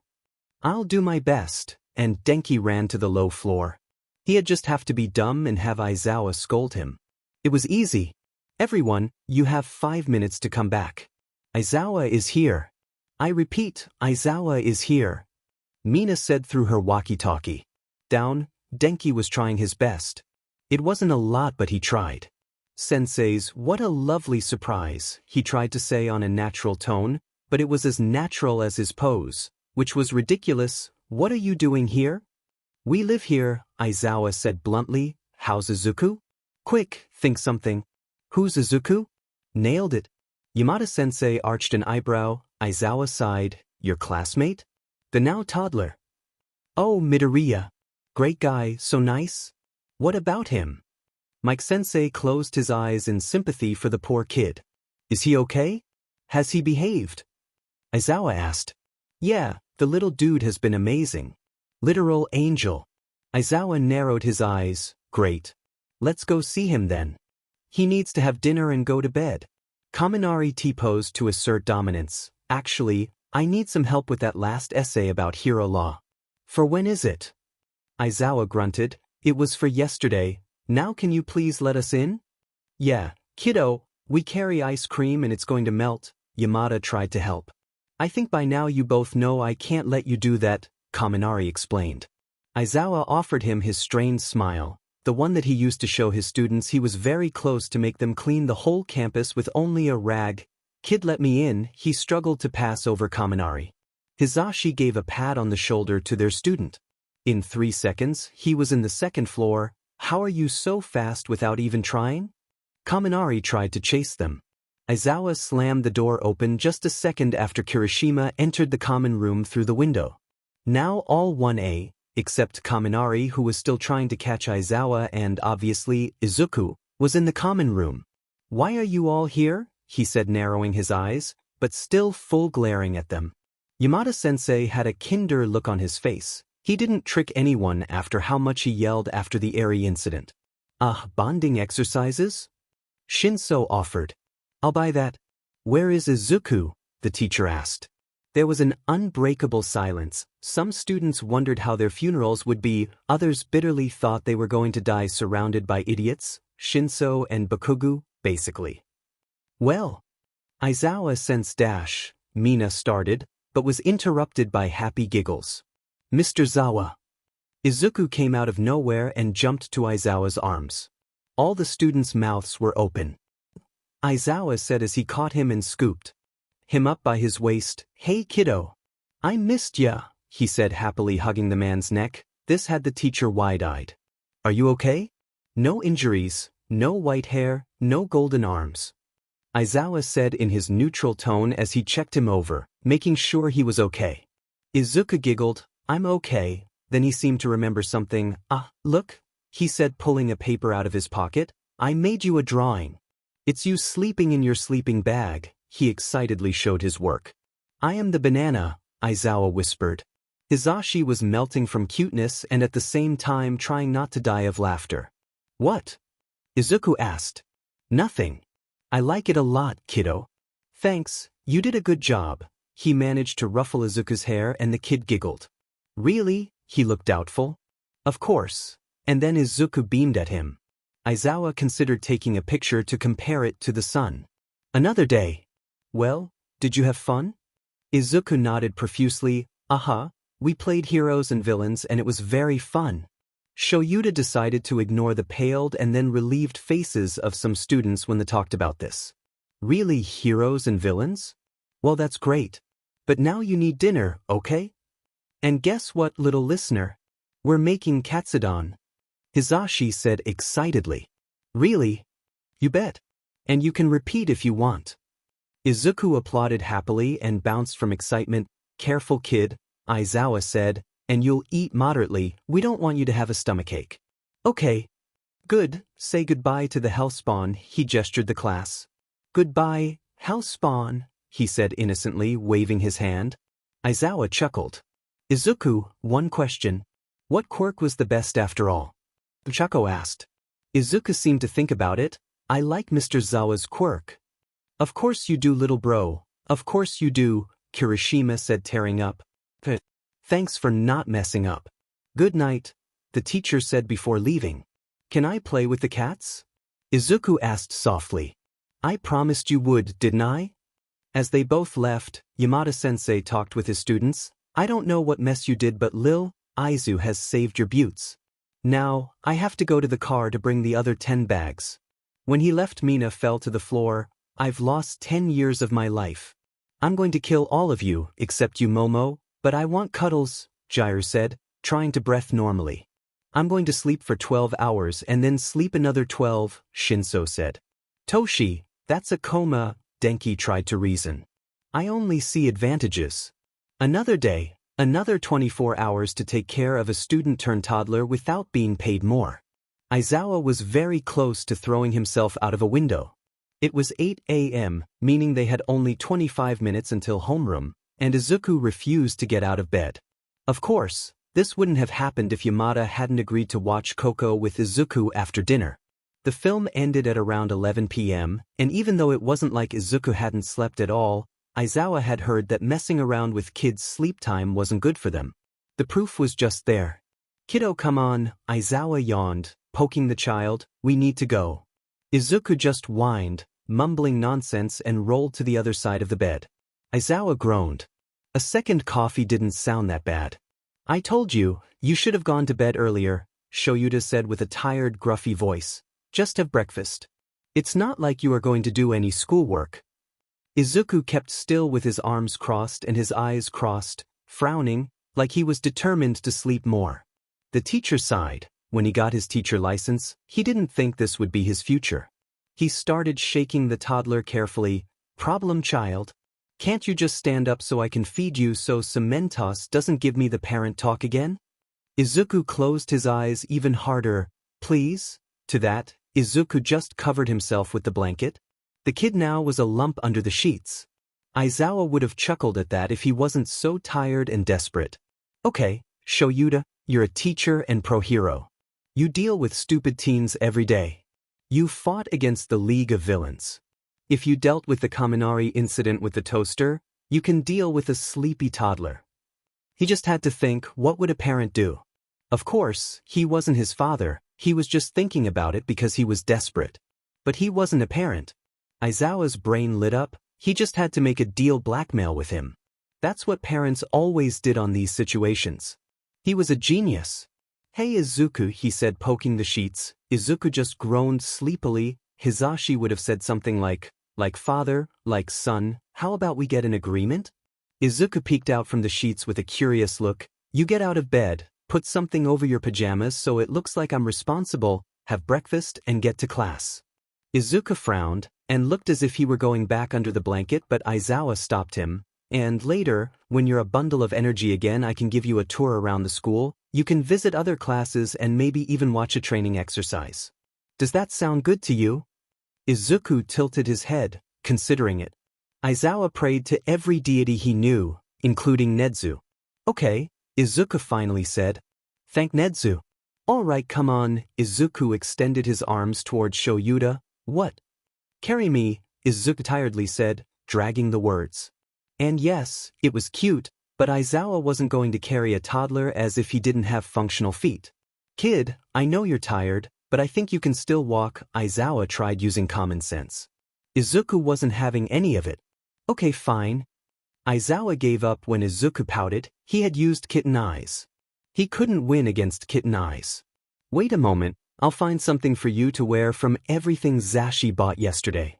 He crouched down to look inside the bags, and then a certain piece caught his eye. The DMN cat onesie.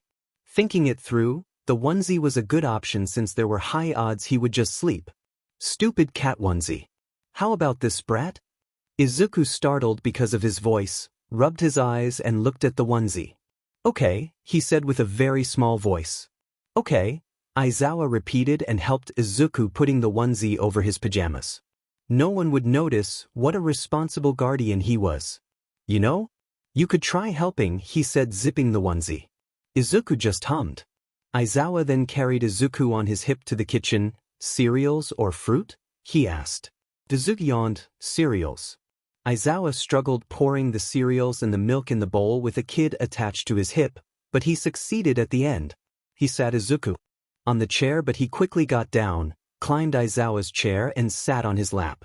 Kid, you have a chair. Izuku's response was to snuggle closer in Aizawa's lap, his head against the man's chest.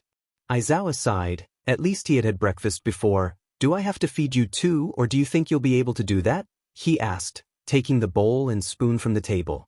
I'll do it. Izuku half yawned. He took the bowl from Aizawa's hands and started eating peacefully.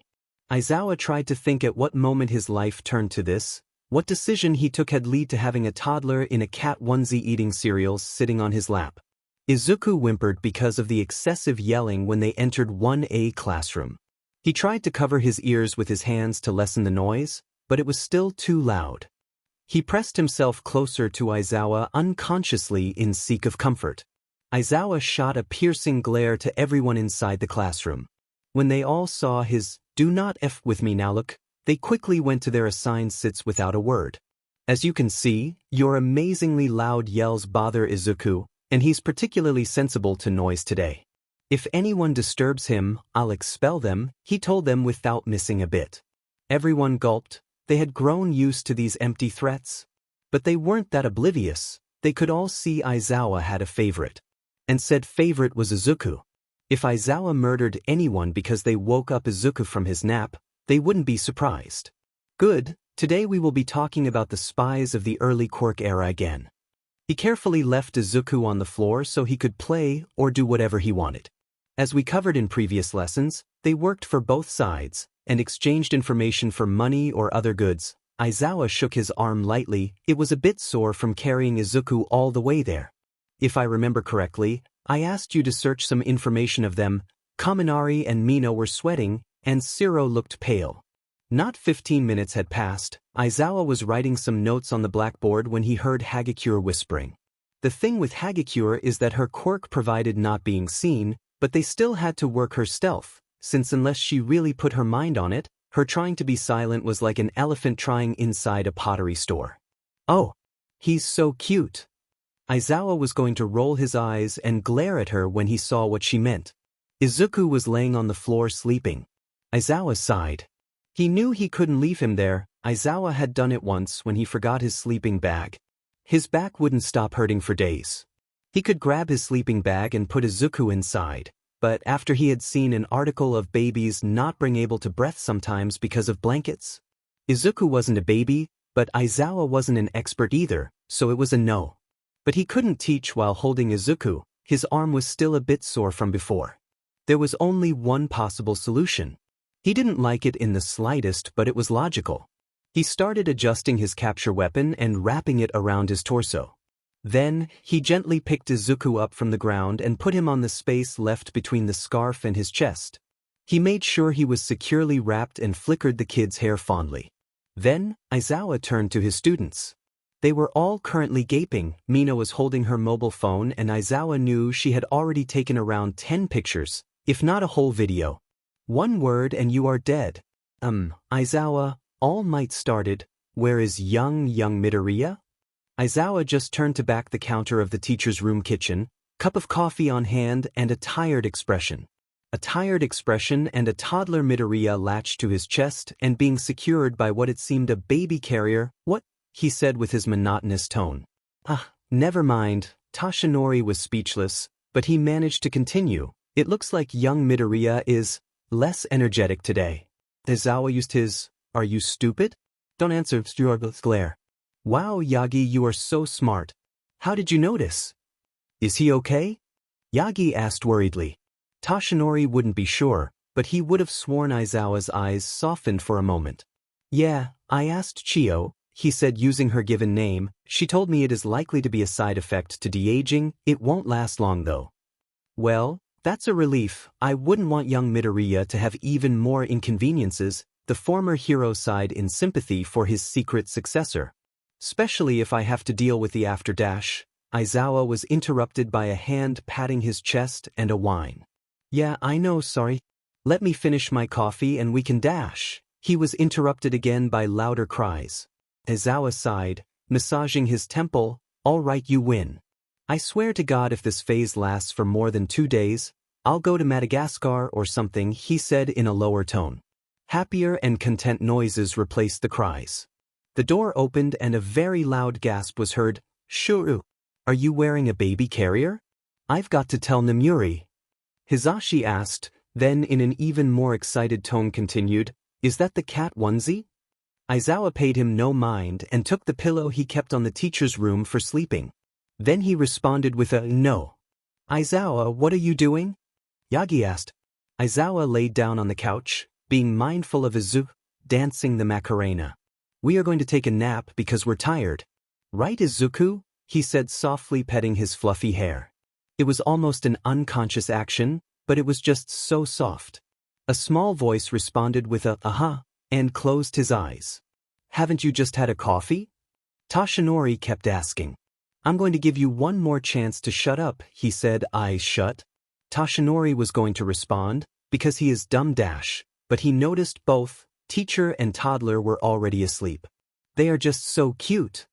Hizashi squeaked softly, like father, like son. Around 1 minute later, Nemuri barged in the room and tried to catch her breath. I left my class unattended for this. Where are them? Shoo. They are sleeping.